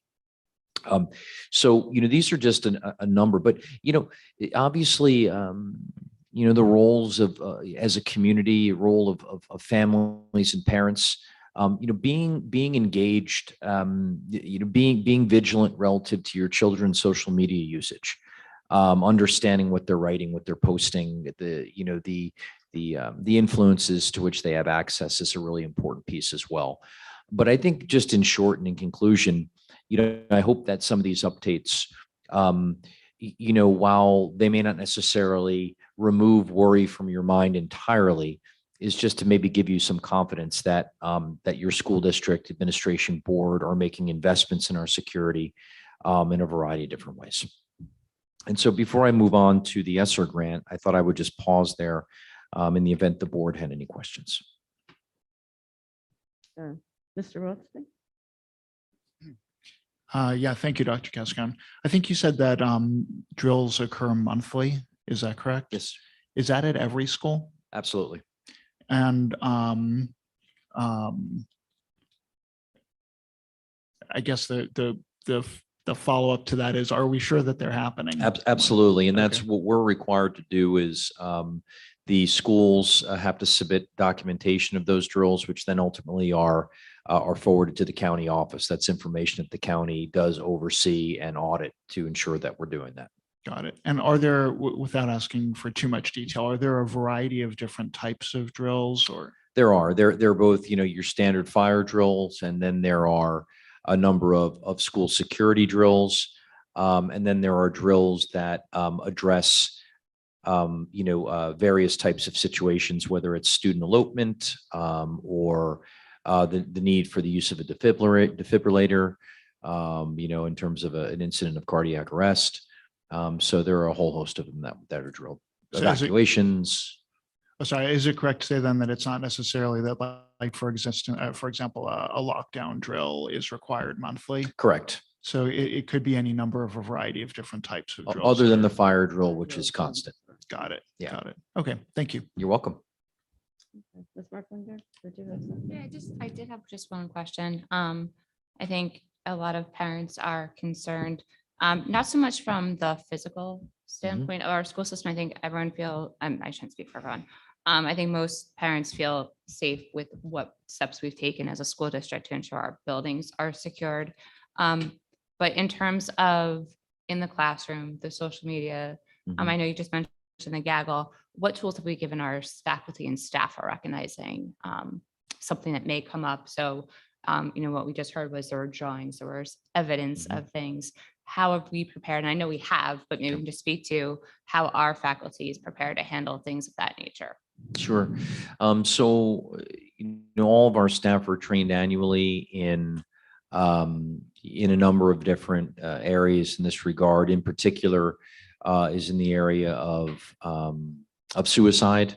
And while that's only tangent to, kind of the profile of a perpetrator of school violence, there are within that presentation a number of different informational points as to kind of just warning signs of a troubled individual, that addresses, that could manifest itself in either harm to oneself or harm to others. I think and that's done annually. And just a follow up to that, Mhm. do you feel faculty feels comfortable being able to acknowledge or report that? I know sometimes there's that thought of, well, I don't want to ruin something or think something. We've always mentioned, if you say something, see something, say something. But I know, sometimes faculty or even parents, coaches may not want to say something because they're hesitant to. what do we have in terms of tools for faculty to report something Yeah. if they were to suspect?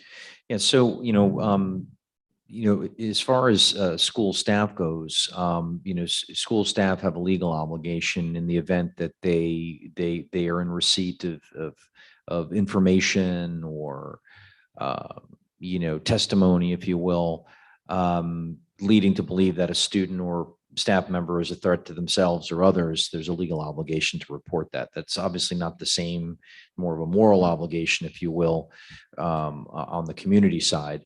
I think that when I look at our school leadership, what I see is a really, in all of our schools, an open door policy where staff members have, close relationship with administrators, guidance counselors. And so I'm pretty confident in, that if staff members are in receipt of that information, that they would feel comfortable bringing it forward, and also recognizing that we would try and be as discreet as possible in handling that. You're welcome. Vice President, did you have any questions? No, I think my, Ms. Merklinger brought up the same issue that I was going to around training with the staff and our faculty of when to realize that there might be a child in distress who might pose a threat to the community. So thank you for answering those. Yep. Okay. Thank you for that. And now we will move on to the final portion of the report. And I'll ask Mr. Mendez, who's here this evening, to just come up towards the dais. So we, on tonight's, both in the superintendent's report and then also, reflected in the board agenda as well under the curriculum section, is last week we submitted the Sr3 or ARP consolidated grant. Now, just to give you a little bit of recent history on this. So we first, the first, kind of opening of this grant happened back at the end of the school year. It's sort of rolled out from our governmental partners in sort of a disjointed way. I don't mean that in a critical way. It's just been a bit disjointed. So when it first came out, we understood that there would be two separate installments. The first installment in approximately about $6.5 million, and then the second one a little between $2 and $3 million. But the understanding at the time was that we would submit this first portion of the grant, that we would begin to sort of disperse off of that first, that we would be notified of our award of that first installment, begin to disperse off that, and then the second installment would be a second grant application. But then we soon realized that that was not the case. We're not exactly sure why they asked us to actually submit the first part, because they were not asking for the full consolidated submission until November. But that was a good thing, because when we first submitted this grant in the first installment of the grant in late June, as I've said before, we did that sort of in a vacuum. It was all theoretical. We hadn't opened for school. And so we were predicting what our needs were going to be, but we didn't really truly know what they were going to be. And I think some good examples of that, and and I'm not going to go through it line by line, but the board has copies. I would also let the public know that it's been posted on the district homepage under helpful links. And the school reopening, the safe return plan, which originally had the table, has been revised to include the link with the updated allocations. But examples of things that sort of at the time that we originally submitted it, we would have never really, I should say would have been unlikely would have predicted, was, for example, the contact tracing staff. It wasn't until we got into the school year when we recognized how involved those procedures were going to be that we realized that we needed additional resources.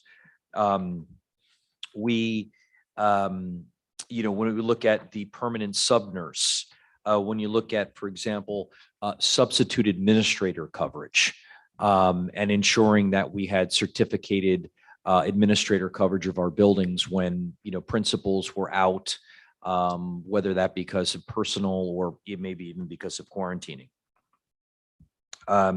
We were not precisely sure exactly how much additional technology over time we were going to need. But now, not only because of, but in addition to the emergency connectivity fund and the receipt of 1,500 devices that now have to be processed. I mean, these are examples of tasks that are requiring additional time. We came to realize that we were going to need additional lunch aides to assist with the oversight of lunch. So those are just some examples of things that were not represented in the original, but were ultimately amended before we submitted the grant in November.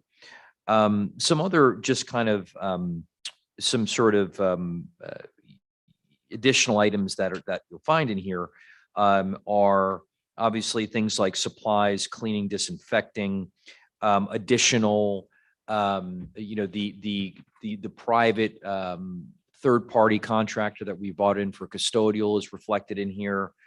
And then, of course, a big chunk of this is, $2.25 million going towards the installation of mechanical ventilation in spaces that were previously lacking them, and almost $650,000 for steam automation as well.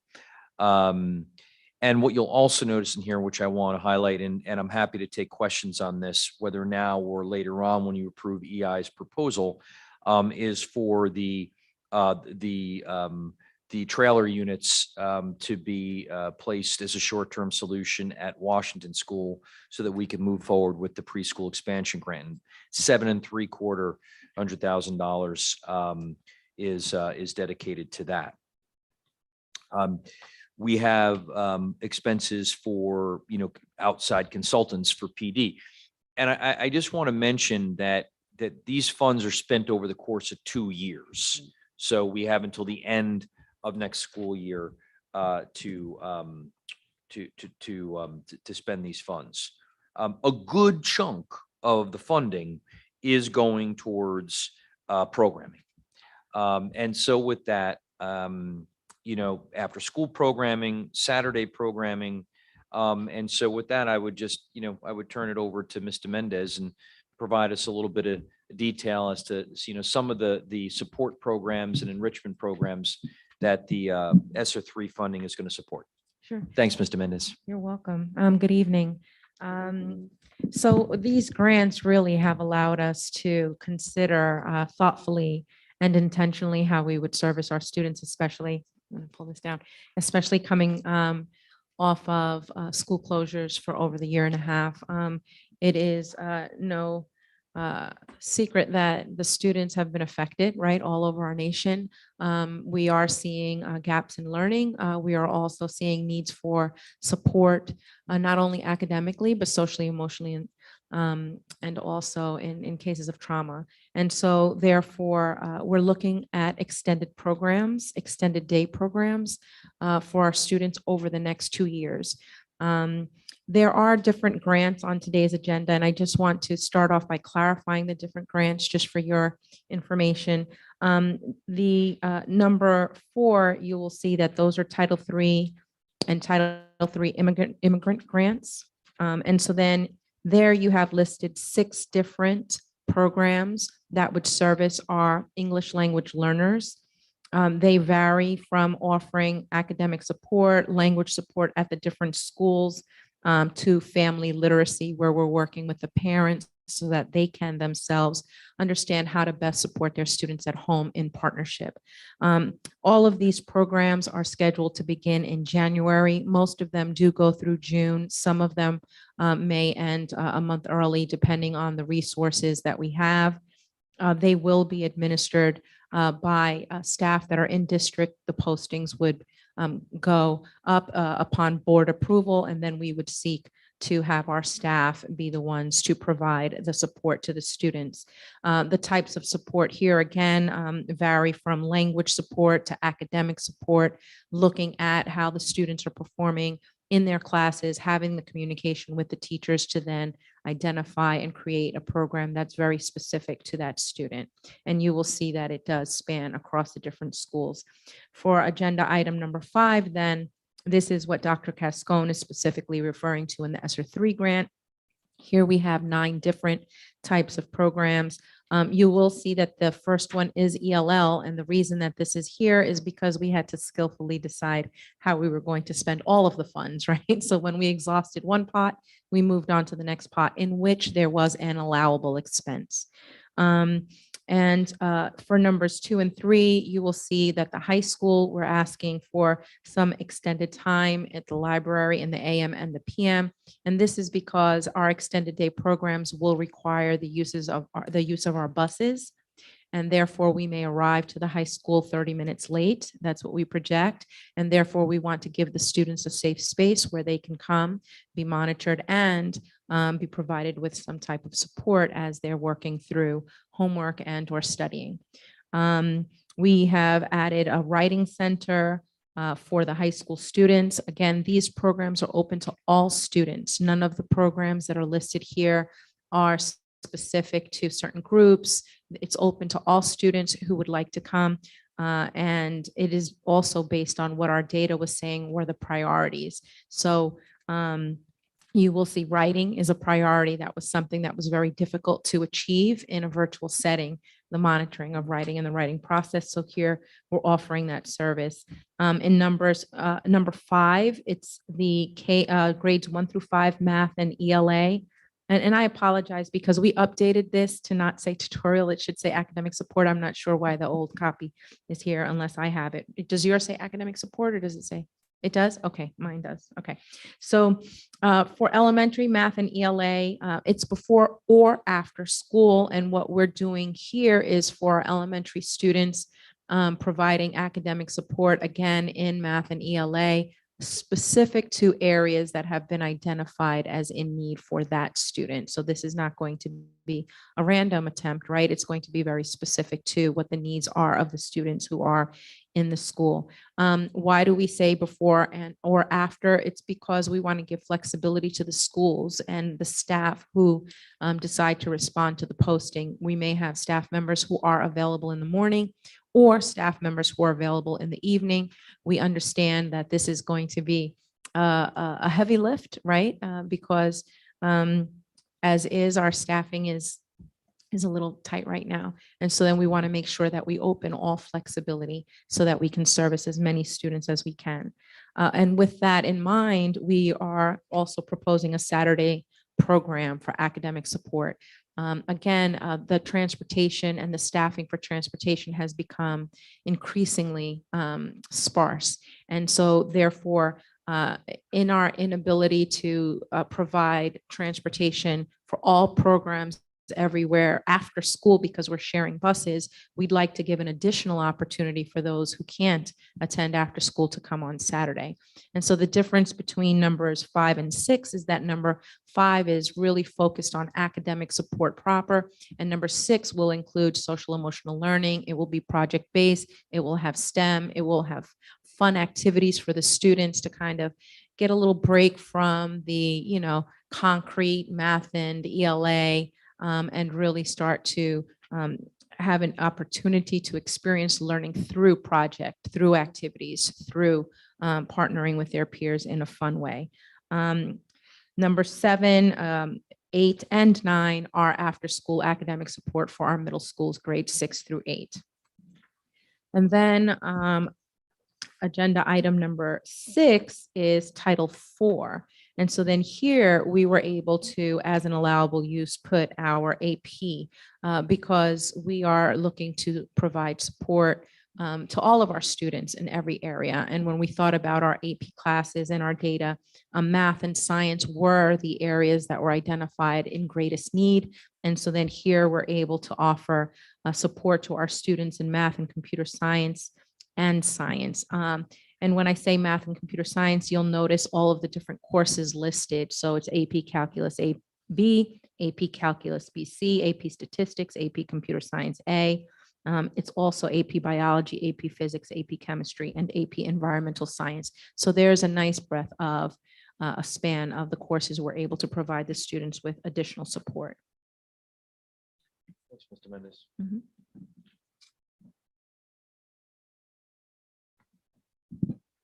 I know we threw we threw an awful lot at you, and just before we turn it over to questions, this has been a massive endeavor. Managing the existing grants of the ESSA, ESEA, ESSER, it's been massive. It's been massive, but it's coming to fruition in the form of these plans, which you have in front of you tonight. So we're happy to take questions. Mr. Rothstein. Oh, I'm sorry, Ms. Merklinger. I don't know if Karen wants to go first. I was doing it alphabetically. Oh. I just go first. So just a couple of questions. With the program, what are we expecting the class size to be? What we're going to do is, should these programs get approved this evening, then we will move very quickly to send out surveys to parents and find out what enrollment would look like. We do not want to close it off. And so then, since these are 2-year programs in many instances, if we have a large enrollment, then we're going to be able to pivot, make some adjustments to add more staffing. We would want our staffing to be reasonable for an after-school program. So while I don't have a number in mind, certainly we do not expect it to be that per teacher, we would have a number larger than a classroom size. Okay. So, I was the vocal person who was disappointed with our results last year, especially when we pivoted it from we were going to go hybrid, we went virtual, and then we continue to hear that we were thriving virtually, and then we know that that didn't happen. So I'm glad to see that we're putting these steps in place and we're putting these programs in place, assuming it gets approved tonight. But I wonder, so just in terms of a survey, the expectations, if we see there's a large number, are we expecting this to be in-house in the schools? And do we expect that parents, will the survey go out in the normal language? I'm assuming in various languages, it'll go out. Do we find that it may be difficult for parents to actually have their child may need these services, but may not be able to because they themselves have transportation conflicts, or a number of our students are involved in after-school activities outside of the school, within the community and outside of the community? How do we expect to get engagement and reach everyone in the community that's eligible to be in these? And is there a cost associated with this? There's no cost associated. It's totally funded by the grant. The grant includes the teacher's salaries. It includes the instructional supplies on instances where necessary. It includes coordinators, nurses, security in the case of a Saturday, and custodians. And transportation. And transportation. Thank you, Jessica. So we've included everything in the grant. We have a plethora of activities and programs here, and I think that's of benefit specifically to what you're asking. So whether we offer it in before school for those parents who can attend then, or after school for those, Saturday for those. So here's a variety so that we can try to reach as many of our parents and families as possible. We understand that if we have high enrollment, then we would add staff so that we could continue to support the programs. I think our first step would be to post, see how many teachers are willing and available. Now, we did send out a pre-survey in anticipation of, and we did have a healthy number of teachers respond back that they were willing and interested in serving after school, before school, and or Saturday. So we know, if they want to do one day, one of the day, or all of them, right? We do have some people who signed up for all. So first would be the posting. Second would be then to go out to the parents to see interest. We could do that through the schools, through social media, through letters, through campaigning, and for specific students who really need the additional support, we'll call home, and we'll use the teachers and the school counselors to assist us in that measure. Again, just offering the variety and seeing how that comes back. And these These are being offered for every day, like so every day before and after school, or is this a 1 day a week program? Some programs in your descriptions, I included a description for each program. So for example, at the middle school, there is ELA and math. So it would be 2 days of ELA, Monday, Tuesday, 2 days of math, Wednesday, Thursday, Friday, we go home. For the elementary, it's Monday through Thursday. So it's 4 days a week. So varying by program Thank you. and by funds. Mr. Rothstein. Thank you. First of all, thanks to the administration for organizing all of this for us. It was a little bit daunting at first reading through all of it, but once I got into it, it was like, oh, this is so well organized, easy to read and understand. So I appreciate it. Thank you. Love that there's looking at the ELL opportunities, that there's a community family literacy offering. I think that was great to see. And will that also be done by outreach to the families and looking for hand raisers, or is there identification that happens from the school outward to invite people in specifically? All ELL students will receive an invitation. And so then that will go directly to the families from the schools, from the ELL department as well. And then we have our parent liaison, Mr. Cano, who will reach out to our families to offer the assist. The language, the letters will go out in the students' languages. And you do see a lot of ELL programs here because we have had a great influx of ELL students this year. And these are scheduled virtually? These are scheduled in person. And has there been any decisions about what time of the day or day of the week, or is it still too early for that kind of planning? So most of the programs here for ELL specifically is after school. I meant specifically the family literacy. Oh, so the family literacy, the last time we did this, it was in the evening. If I recall correctly, it was between 6 and 7 p.m. The parents came to Washington and or Hazel. The ESL teacher was present as well, the parent liaison, and then they worked together to help their students with homework. So it was around 6 or 7 p.m. in the evening on a given day. Terrific. So for all of these programs, and I'm looking out like the extended day programs, can a teacher recommend students okay. Absolutely. So it could be that, or students can hand raise and say, I want to Absolutely. participate. Either way would Absolutely. be okay, Absolutely. great. We're going to look for the teacher recommendations. What will we do if like a good problem to have would be that we have too many students who are interested and not enough capacity to handle that? In that case, do we look to add additional staffing, or are we going to have to turn people away? A strategy can be to just create 2 different time spans. So let's say right now we have 22 weeks, and let's say we have double the amount enrolled. Maybe we would offer 11 weeks and 11 weeks and allow people to join each session. That can be an alternative if we have that type of turnout. So I think first we would look to add staff, and then second, we would look to separate those 22 weeks out in a way that would be profitable for all students. Great. Will there be a specific curriculum defined for each of these?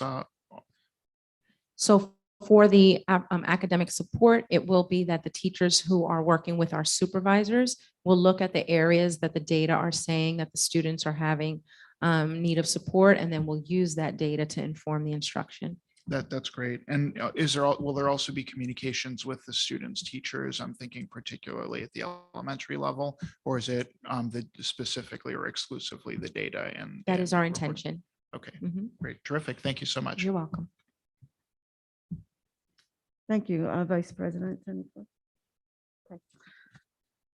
Thank you so much for this. This is really comprehensive, and I love to see the fact that we're going to be able to help our students with this. I guess my one question is really, what is your ultimate goal, when we are able to deliver this program? Are you looking for a certain percentage of points that the student advances? Is there some sort of benchmark that you have in mind of where you want the students to be after running this program?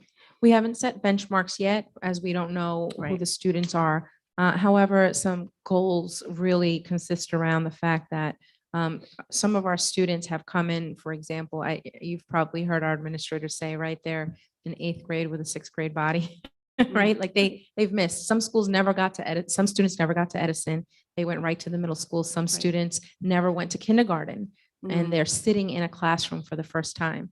And so that what that does is that presents a new challenge to our scope and sequence on how we normally would move through a unit in our pacing. And so a very specific objectives would be to think about those gaps and close those as much as we can over 2 years, right? So we know we're not going to accomplish that solely in a 10-week program or 20-week program, even though these are really nice and long, right? It's a sustained approach to academic support and intervention. However, if we're working with them this year, if we have our summer program, which is also in the grant, so we would bring them over the summer. And then again, next year, now you have a nice sustained approach at intervention and academic support. So our goal would be to close those gaps and really help the students get to the place where they need to be in the curriculum so that we could continue to move through the curriculum in a meaningful way. Okay, thank you. I think that was really the only question I had. Thank you so Sure, much. Absolutely. A lot of work, a lot of work. I can truly personally appreciate, as Dr. Cascone said, doing the ESSA stuff. ESEA ordinarily is a lot. And then Yes. to add this on top with the ESSA is incredible. So what assessments are we going to use? I think that's, akin to what Vice President Tunnicliffe was talking about. So we did the MAP tests when, September, October? We did the map in around October, November. We had the Start Strong data, which we're going to use to assist. Okay. MAP in the winter is generally optional, but we have the ability to map whenever we want. Right. So we can choose to map in between. We have the F&P, the Fontes and Pinnell reading benchmark assessments that can also be administered. We have running records that could be administered. For the math at the upper levels, we have iReady. So I think we have a really good comprehensive reach into assessments that can give us instant results to see, is the student growing? And again, once we have the students in front of us and can really see how that program is going to form itself, then we can decide what assessments we will implement. But certainly those are the ones that we're thinking about. Right. Because I would imagine the board would be really interested Sure. with this amount of funding, put into the programs to see what kind of achievement Sure. students are making over time. Right, growth Right. measures and even the report cards. Now that we have a standards-based report card in elementary, we're going to be able to see specific to the standards, how they're growing from one trimester to the next. Right. And we certainly all know that these are not normal times. These are not normal assessment situations with our students. Nothing's really normal, Nothing. but we're getting there. Sure. And so, and the acting commissioner, this is what she talked to us about. This is what districts should be doing now with this money.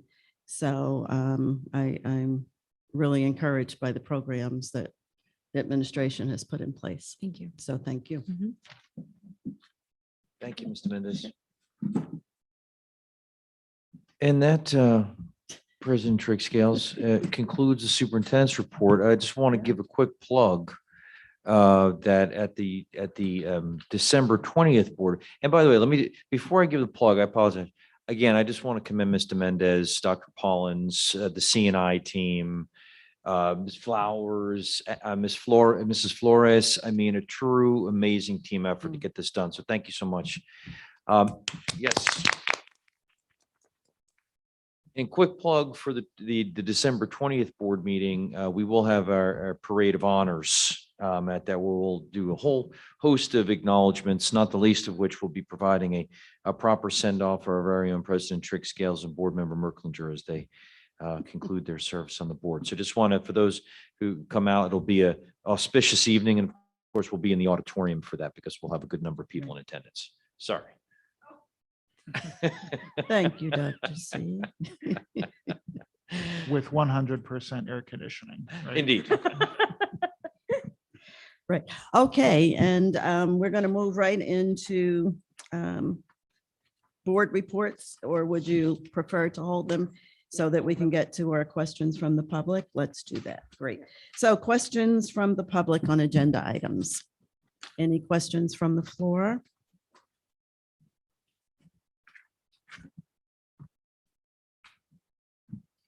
We have one coming up.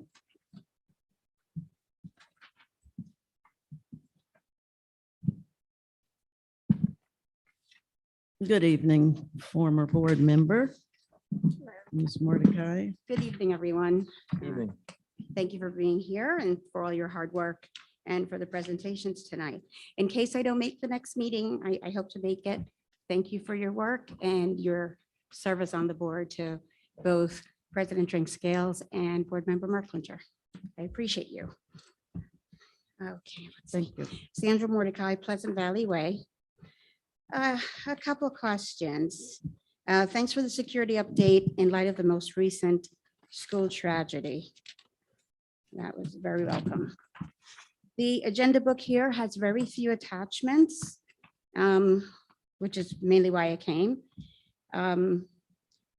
The ELL programs that are funded by the ESCA Title III and 3 immigrant grants.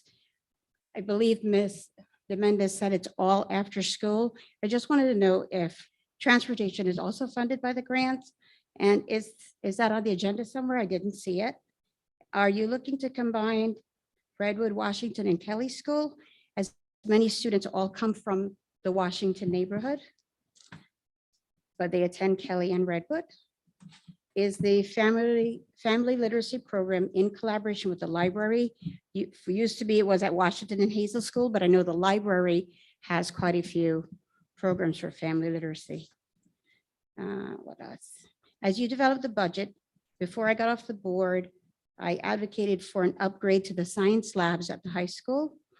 We had looked at a vendor and then nothing happened. As the home of Thomas Edison, I believe West Orange High School should have top science facilities and programs. Please consider evaluating the science labs and upgrading same. The memorandum of agreement with the police department, that wasn't attached online or in the book. I do hope board members have read it with an eye to equity, fairness, and rights of students and parents and communication with parents. I'm sure it's particularly embarrassing to students if police are walking through the building. I'm giving you one example, in uniform as opposed to plain clothes. So those are the things I used to look for on the board to make sure there is, privacy and things like that. And that the students, if there's a question, is brought to the office as opposed to the officer going to a classroom. Okay. I see on the agenda you are hiring a payroll consultant. Years ago, payroll was outsourced, several years ago. There's no attachment explaining what this is for, so it'd be great to know why you're going in that direction. In the out-of-district placements on the agenda, what does the Madison Board of Ed have that West Orange doesn't? Is transportation and other services included? And is it more cost-effective to build a program here in this district? And for each of the out-of-district placements, is the transportation also being approved on this agenda? That's not listed either. Okay, as you continue to craft the budget, I see that that's on this agenda, the calendar. Have you set aside funds for contracts resolutions? And what is the update on those 3 outstanding union contracts? I'm happy to see that Dr. Kalfani is doing the important work of the Amistad. Good job. Does it mean the district will no longer participate in the New Jersey Amistad formal training, which takes place at Keene University and previously at Montclair State? And just as a reminder, when their presentations, it's good to ask the public if they have questions on those presentations. I had a few and some of them were answered, but I want to follow up on the retaining wall at Washington. There were 2 walls and only one was addressed in the presentation. And it's wonderful to see that the district received another $7.6 million in funding So kudos to you. Well done. Thank you. Thank you, Ms. Mordecai. Any other questions from the floor? Would we like to address Ms. Mordecai before? we Sure, do? absolutely. I'll take a run at, I tell you what, I'll hit everything other than the C&I questions, the program questions. I think I could probably do a fair job with them, but and I'll leave the negotiations questions to the board negotiations committee. Yes. Okay. So relative to the Washington retaining wall, indeed, and Mr. Semino mentioned that the second retaining wall, sorry. The second retaining wall comes with a price tag of about $1 million. We will, we're not ruling out the possibility of a capital improvement project, capital funds, reserve funds, funding that. We'll have to see how this particular year shakes out. But more than likely, the Washington school retaining wall, the large one in the rear of the school, would be built into a bond, which the board is just beginning to kind of get the wheels turning on a game plan. So that is in the works. Well asked relative to the Madison School program. The Madison School program has an on-site therapeutic program in the high school. They use Care Plus. The other one that schools use is ESS. What I did not mention is part of the grant, the ESSER grant, will be funded to implement ESS at West Orange High School next year. So we will actually be implementing ESS next year. And then, of course, after next year, we'll have to continue to fund it out of local funds. But we're hopeful that that by the time we get to that point, it'll already be saving the district money by virtue of being able to bring students back to their home school. In terms of the MOA, I think when I was on, the Love and Unity Town Hall the other night, I had an opportunity like 4 weeks ago. I had an opportunity to hear Chief Abbott just kind of speak about some of the things that, some of the initiatives that the West Orange Police Department has been undertaking. And I think he, like the mayor, I've continued to be impressed with their willingness to listen, their willingness to bring reform. And so I think that, and of course, we are mindful of that as well. So I think the West Orange Police Department has demonstrated itself to be really in a progressive mindset, to be listen and be attentive. Our high school has always enjoyed terrific relationships with the various SROs, whether that was John Morello or before my time, or Sergeant Diaz, now Sergeant Diaz. We've always had, and now Officer Rob, just tremendous gentlemen and have great relationships with the young folks. And of course, you have as your high school principal, a former social worker. So I think in the way they approach, and now more than ever, student discipline, bringing in more restorative practices, I think we're seeing a real shift in the way we're approaching, just behavior and trying to modify that in a constructive and positive way. Thank you for mentioning that about the science labs. We'll make note of that. And, as we start to think about capital improvement projects, that's something that we can look at. The payroll consultant is you'll notice there is an addendum, and on that addendum, there is a transfer that is occurring. This motion relative to the payroll consultant is sort of a stopgap measure to assist the business office in continuing those functions moving forward. It's not an approach that we foresee utilizing long-term. It's something that's just necessary in the short term. I'm not able to disclose any further about that because there are confidential personnel considerations. I do not believe that the family literacy program is partnered with the library, but it's kind of just a good informational point to maybe circle back with. Dave Cuby's great and the folks over there. So it might be if we're not doing that, a good resource. I know that Mr. Figueroa, it's a long day. Mr. Figueredo, social studies supervisor. I know that I don't think he has any intention of discontinuing our relationship with Keene University and the New Jersey Amistad training. We obviously see professional learning as ongoing and continuous. And I do believe that transportation is included. Now, the only question I wasn't entirely sure of is the sites of the programs. And do you want to touch base on that one, Ms. Mendez? On the agenda, you'll find proposals for Hazel, Kelly, Mount Pleasant, Washington, and Liberty. The reason we're creating hubs, if you will, is because, again, the transportation is limited. And so then we want to make sure that we have enough. Okay. And it is in the PM. I think that covers it. Ms. Trix, President Trix-Gals, did I miss anything? There was a question about the calendar, the budget calendar. calendar, yeah,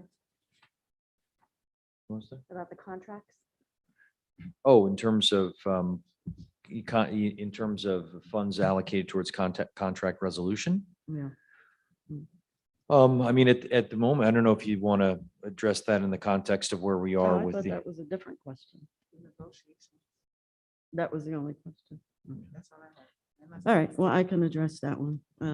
We are currently in negotiations with Local 68 and the WOEA. And there wasn't a question about a calendar? Was there a question about a calendar, a budget calendar? Okay. All right, so do we have some Google form questions? We had one submission, but it's on other items. Okay, great, great. All right, so we're on to the next page. Progress. Yes, we're moving right along. So we are up to number 10, reports, discussions, and recommendations. And before I forget, we do have an addendum for Personnel 3 appointments. We have an additional appointment, and we are also looking at items 1 through 7. We were originally 1 through 6, but we have an addendum for an item number 7. So is there a motion to approve personnel items 1 through 7, including the addendum, and B, curriculum and instruction items 1 through 8, and that includes attachments 2 through 6. Is there a motion to approve? So moved. Thank you, Vice President Tunnicliffe. Is there a second? Yes, I'll second. Thank you, Mr. Rothstein. Discussion. Ms. Marklinger, you have a question? Well, one, I would just want to recognize Miss Ellingham. Oh, thank you. She was I my forgot. son's Oh, good. guidance counselor at Roosevelt, so I just want to congratulate her on her retirement. Congratulations on that. And then I just, not so much of a question, but it did kind of spark my questioning, definitely glad to see that we're taking student input into the courses that they want to see being offered at the high school. But I also maybe take a step back with myself and Terry coming off that the board coming in may want to look at what the curriculum has been, what courses we offer, and just getting an understanding of how new and if there are some that need to roll off and bring on, especially when looking at the budget for the next school year. And just looking at the fiscal challenges that are ahead, what we really need versus what's a nice to have. Not to say these courses, but if we have some antiquated, so if we have like a basket weaving course, do we really need that any longer? And I know we do that evaluation, the number of students that participate, and if it's still relevant to our schools. So I just want to make that recommendation that, especially with, even with curriculum, that we take a look at what we're offering, and as we go into the next budget calendar year.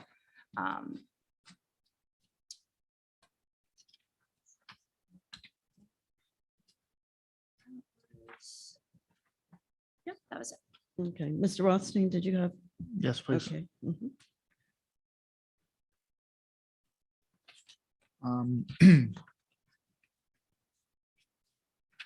So with regard specifically to curriculum and instruction item number 3, the new courses, I just wanted to say how pleased I am to see these added as electives.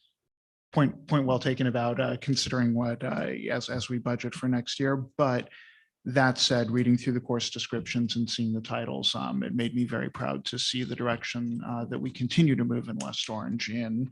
I think it was just so eloquently said by our student representatives Yes. earlier this evening in creating a more welcoming and accepting environment by letting students see themselves reflected in the courses, not just in the literature taught in the courses, although I have an affinity for Shakespeare, so that part of the comment,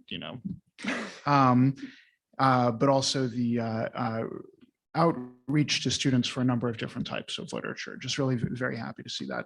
And then also very happy to see on item number 7 about the continuing partnership with New Jersey Manufacturing Extension Program. And I did have a question about that, about do we know how many students currently participate or we expect to participate? Sorry for the curveball. No, that's okay. I'm not entirely sure of that answer, but we can certainly, Mr. Mendez is writing that down, and we'll follow up with Ms. Mullen. I do know that I think last year was our first year with the supply chain management program. But I'm not entirely sure how well enrolled it is. I would imagine well, but we can get those numbers. That'd be great. Yeah, Yep. I'm so interested in these types of programs and really appreciate that we offer them and offer the opportunities to our students, and would love to just know a little bit more about how we promote them, make students aware of the opportunities, and then how good a job we do of getting them involved in it. That would be great additional info to have. Thank you. Vice President Tunnicliffe, do you have any questions? No, but I did want to also kind of piggyback on Mr. Rothstein's comment. I am excited that we do offer these, and it's a great opportunity for students who may not want to pursue a 4-year degree right after high school. This really gives you some certifications and can get right into the workforce. So I do love the fact that we're continuing this partnership and providing more opportunities for not only college readiness, but career readiness as well. So very important. And I just wanted to ask, does this go into effect starting September of next year, or is it this program or? The is this- MOA, Yeah. that's, I believe it's effective immediately. It's effective. Yeah. Okay, Mhm. great. Yep. Thank you. Great. I And- just- oh, One more question. okay. I apologize.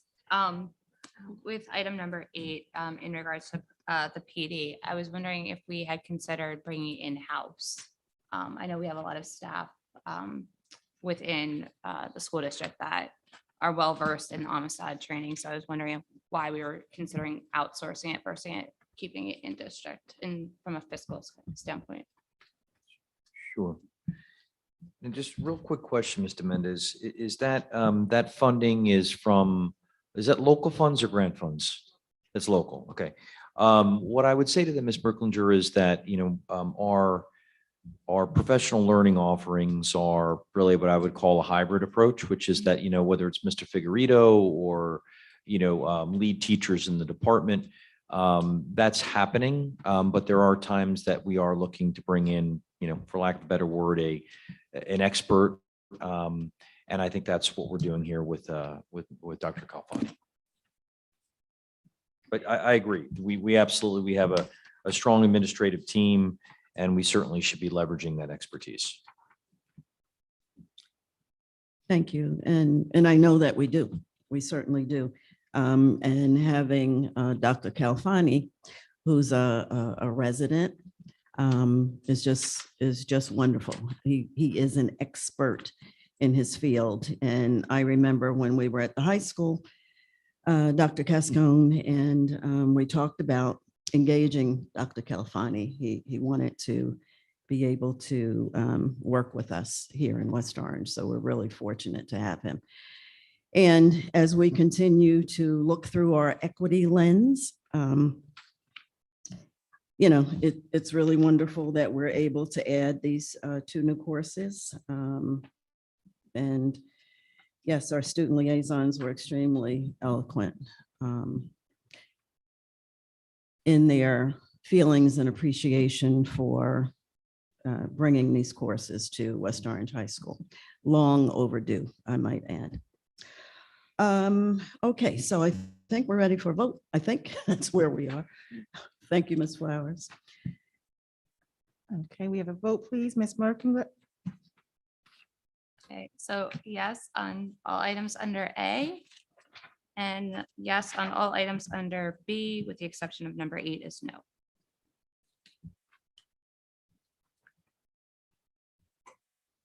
Okay, Mr. Rothstein, Yes. Vice President Tunnicliff, Yes.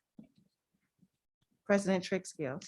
Yes, with the exception of item 4C. I am recusing myself. Okay, thank you. Okay, and we are up to finance, page 7. And I'd like to entertain a motion for C, finance A and B, attachments 7 and 8. And I think that's where I stopped. Let's see if I'm adding something else. Hold on a second. And I'll add reports 1 and 2. And miscellaneous E. So let me repeat. Finance, A and B, attachments 7 and 8. D, reports 1 and 2. And miscellaneous E.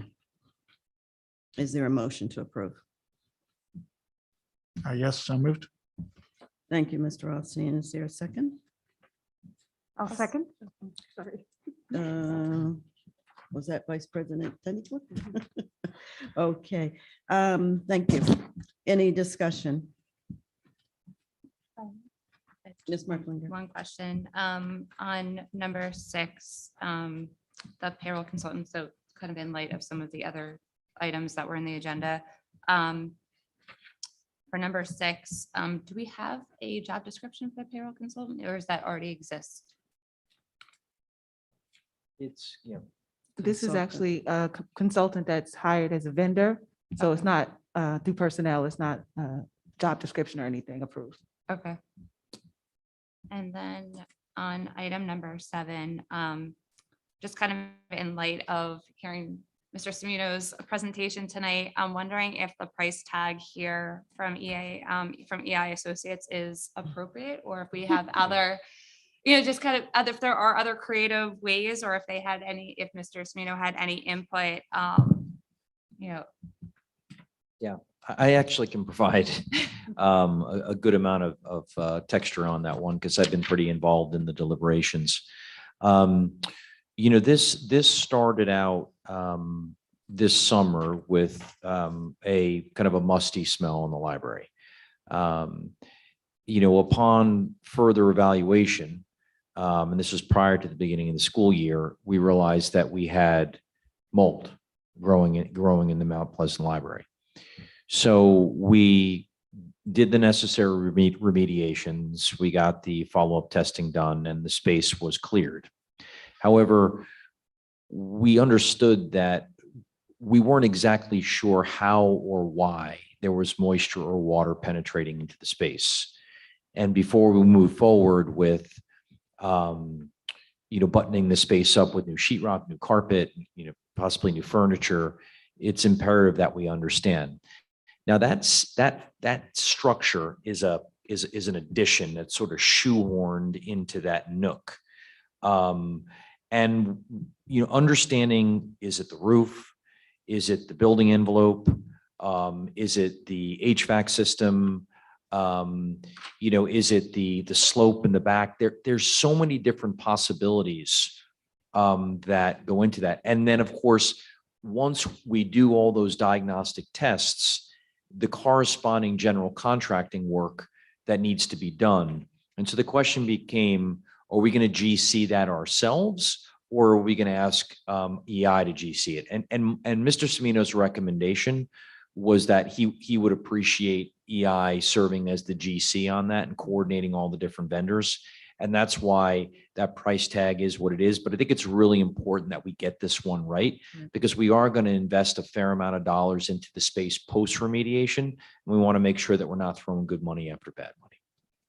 I guess I'm just a little hesitant because the consultant fees are way more than the actual work and testing and probing fees. So it's asking for 8,000 to do the observations, the testing, the probing, but then 15,000 for consultant fees. And that's where I'm a little like, Yeah. okay, it's one thing to, if the labor and work costs more, but the consultant fees, because we've been working with them for so long now, at least since I've been on the board, I would have expected that to be less. Yeah, so I think there's a couple things to consider there.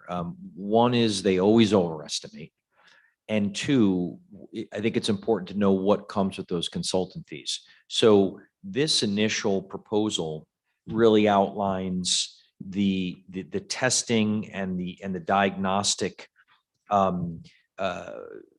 activities, if you will, or exercises which will be conducted.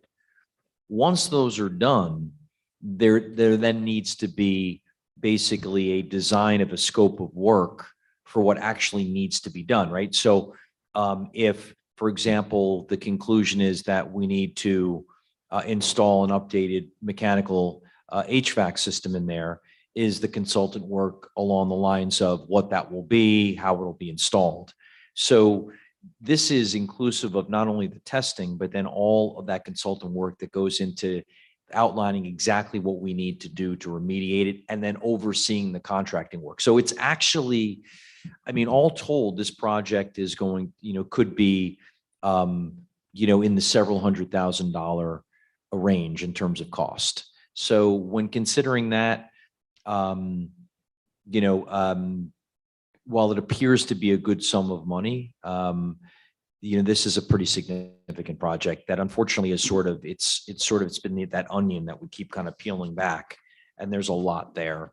There's going to be a lot of time and a lot of hours invested in overseeing the project. So I think in the end, while it seems like a large sum of money, it's a fair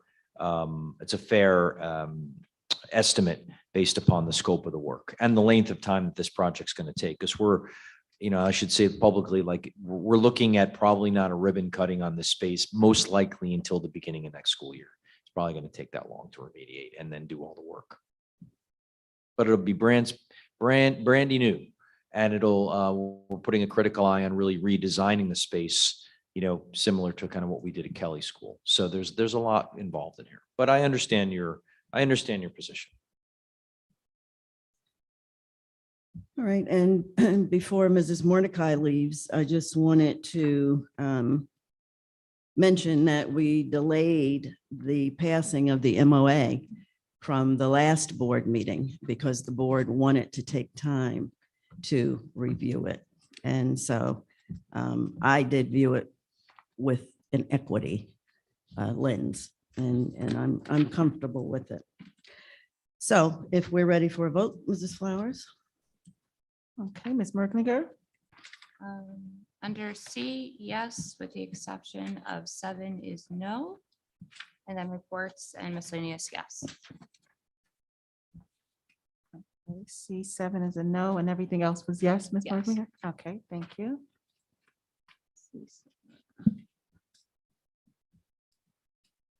Mr. Rothstein, Yes. Vice President Tunnicliff, Yes. President Trick Scales. Yes. Thank you. And we are up to petitions and hearings of citizens, and this is for non-agenda items as well as agenda items. Are there any questions from the floor? I don't see any. We do have Google form. Oh, Ms. Mordecai, you should sit up closer. Getting your steps in, huh?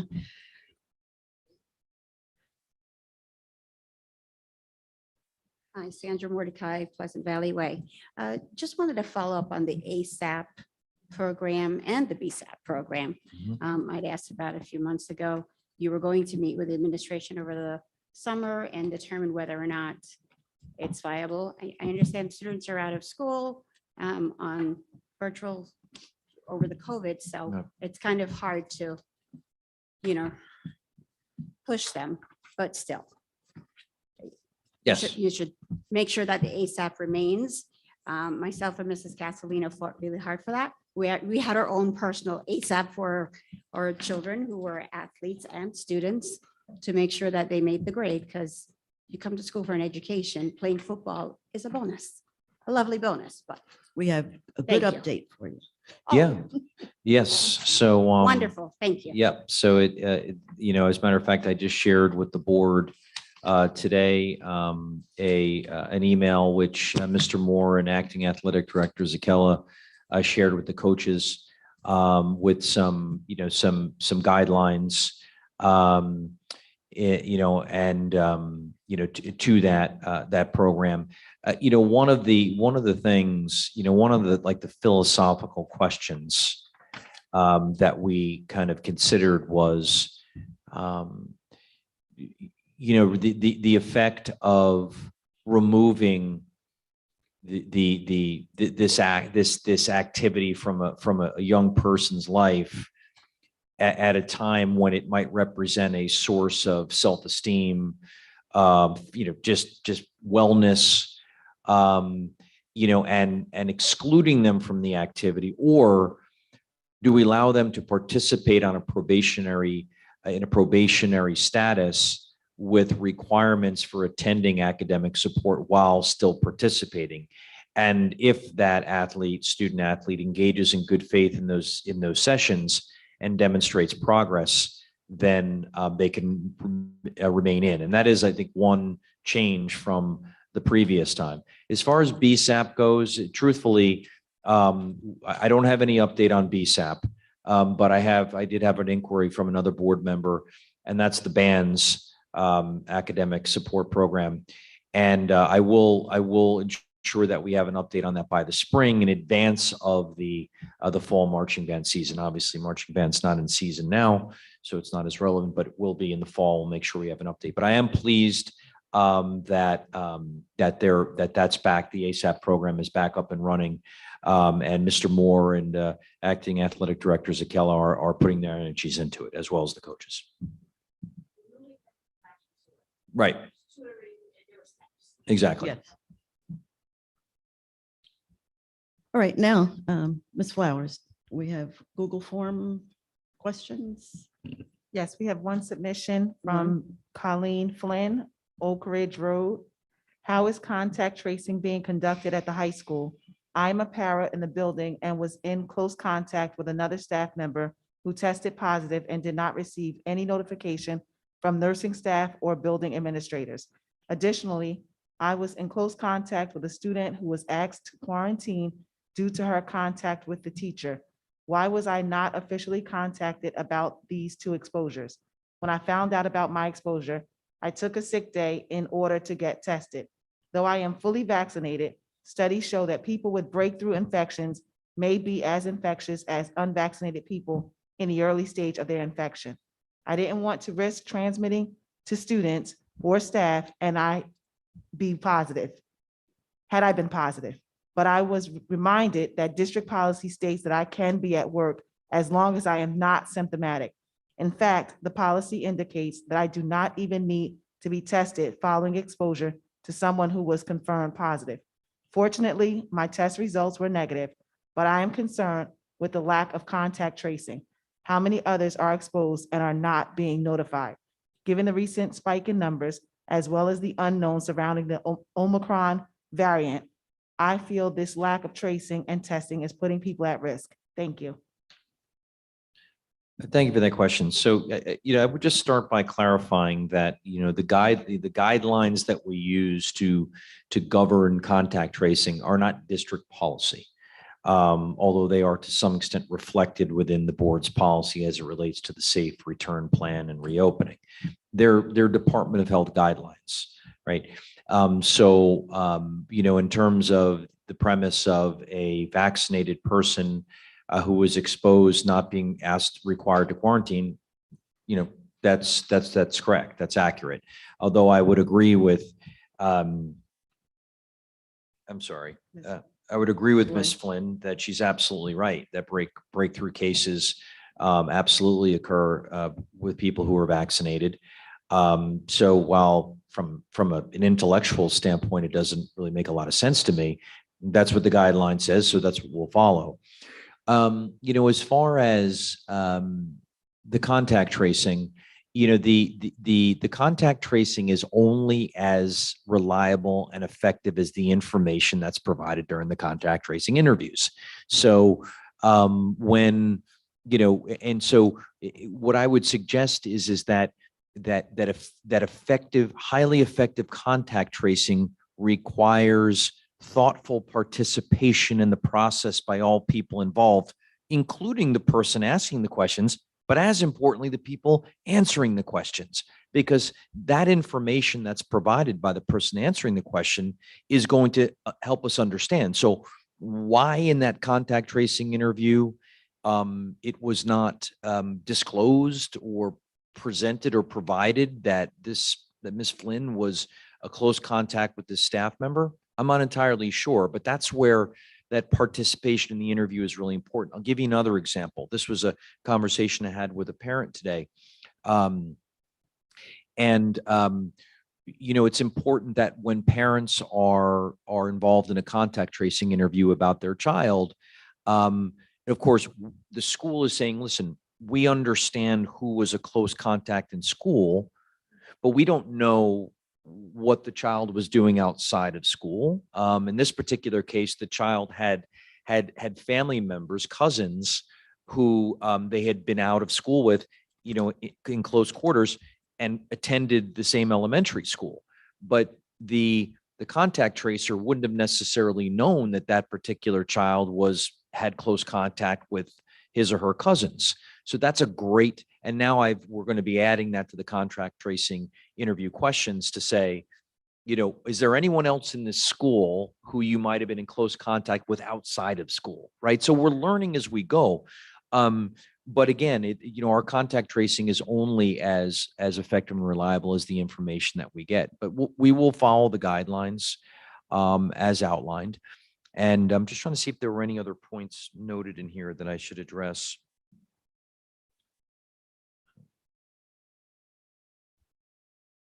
Yeah, I mean, I always am careful to not, tread too far as a non-public health professional, medical professional. But my understanding and what I'm hearing, in particular coming out of South Africa and the doctors coming out of South Africa, as well as the early case stat on the Omicron variant, is that the symptoms tend to be more mild, quite a bit more mild than for the Delta variant. So that's good news. That's good news. And I think particularly, for folks who are vaccinated, getting boosters, people at risk, and the ability to be protected through the vaccine.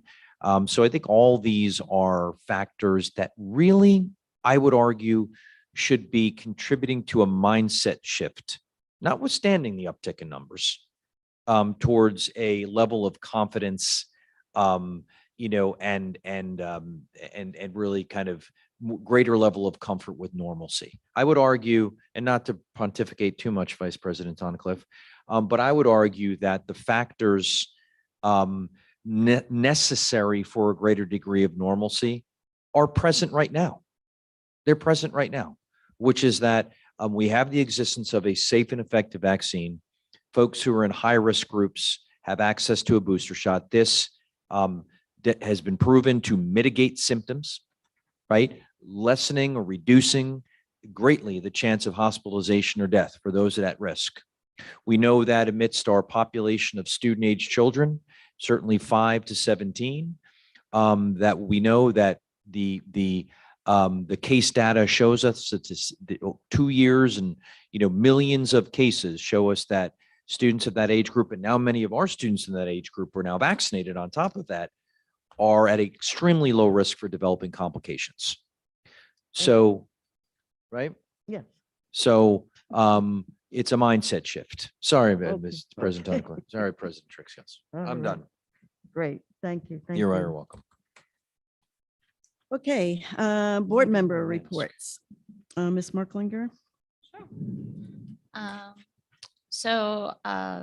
President Trigg, President Terry and I met with Ms. Castellino for the Town Council Liaison, our final meeting of this year before we transition off. And so we touched on some of the things that are relevant to both the community in the township and the district, school district, some of those being the Cannabis Task Committee and the implications for our school district. And so working on signage around the school district and the fields and parks that we share with the town.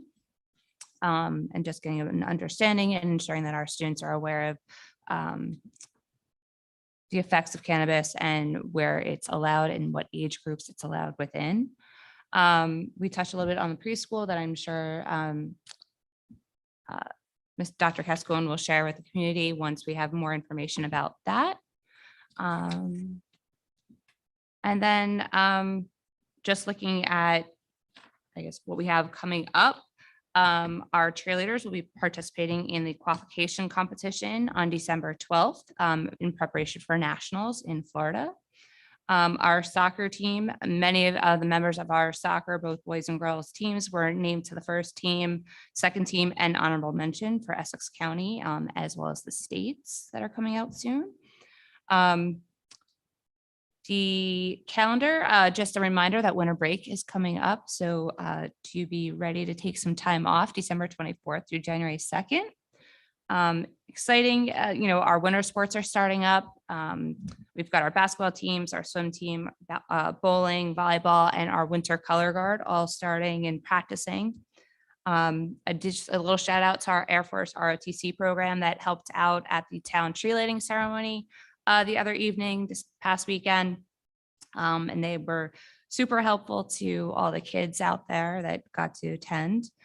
And I also just want to recognize Coach Plumpkin, who was awarded West Orange High School's honorary medallion today. So congratulations to Coach Plumpkin. And that's it. Thank you. Mr. Rothstein. Yes, just very briefly, board members, I owed you from our last meeting forwarding the mandatory policies that need to be reviewed because there have been updates to them and reapproved. Missed that opportunity. I will forward those over to you tomorrow. And then we can speak about what the opportunities are for getting them onto the agenda next for first reading and second reading for approval. And we'll follow up with Strauss Esme and the administration on next steps for getting everything concluded and up online, our new policy system online. That's all. Thank you, Vice President Dunnicliff. I don't have a report this evening. Thank you. Thank you. And just to reiterate, as far as negotiations, our committee is concerned, we are in the midst of negotiating with Local 68 and the WOEA. I have a few things I just want to share. I just learned that one of the board members on the Montclair Board of Ed suddenly passed last week, Dr. Alfred Davis. And so we extend our sympathy to the Montclair Board of Ed and his family and the Montclair community.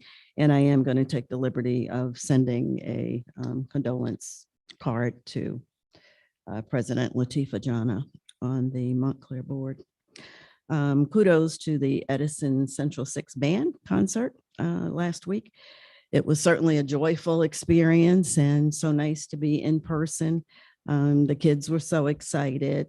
Mr. Romano was excited and the parents were so proud. You could just see that they were beaming, being able to actually be there live. And a nice way to get our holiday season off to a good start. And we know Thursday is, well, we know there are other concerts coming up this week. I don't have those dates down here. And as Dr. Cascone said, on the 20th is our Parade of Honors, where we will celebrate student, staff, and community contributions to our school district. I think Cheryl Merklinger, board member Merklinger, and I want to keep saying that's our last meeting. Bittersweet, no doubt. The 3 years have gone by really, really quickly, considering we spent almost half in a pandemic. So I think that would make it go by even faster. And I just want to, on behalf of the board, let our staff know how much we appreciate, staff, administration, faculty, how much you're doing on a daily basis. As we hear from educators, this is a tough year. This is different. And we just want you to know that we appreciate everything that you do on a daily basis. And I want to thank our technical staff, Ms. Graftiza and Matt. I got Matt. Matt. So thank you so much for being here with us tonight. This was a rather long one. Our next board meeting is, as I said, on December 20th, 2021 at West Orange High School, and it is in the auditorium at 7:30. And with that, I will entertain a motion to adjourn. I'll motion. Okay. Not long enough, huh? We want to stay a little longer. I'll motion. Thank you, Ms. Merklinger. Is there a second? I'll second. Great. All in favor? Aye. Nay. Aye. Good night, all. This meeting is officially adjourned. Please make note that Mr. Rothstein was a nay.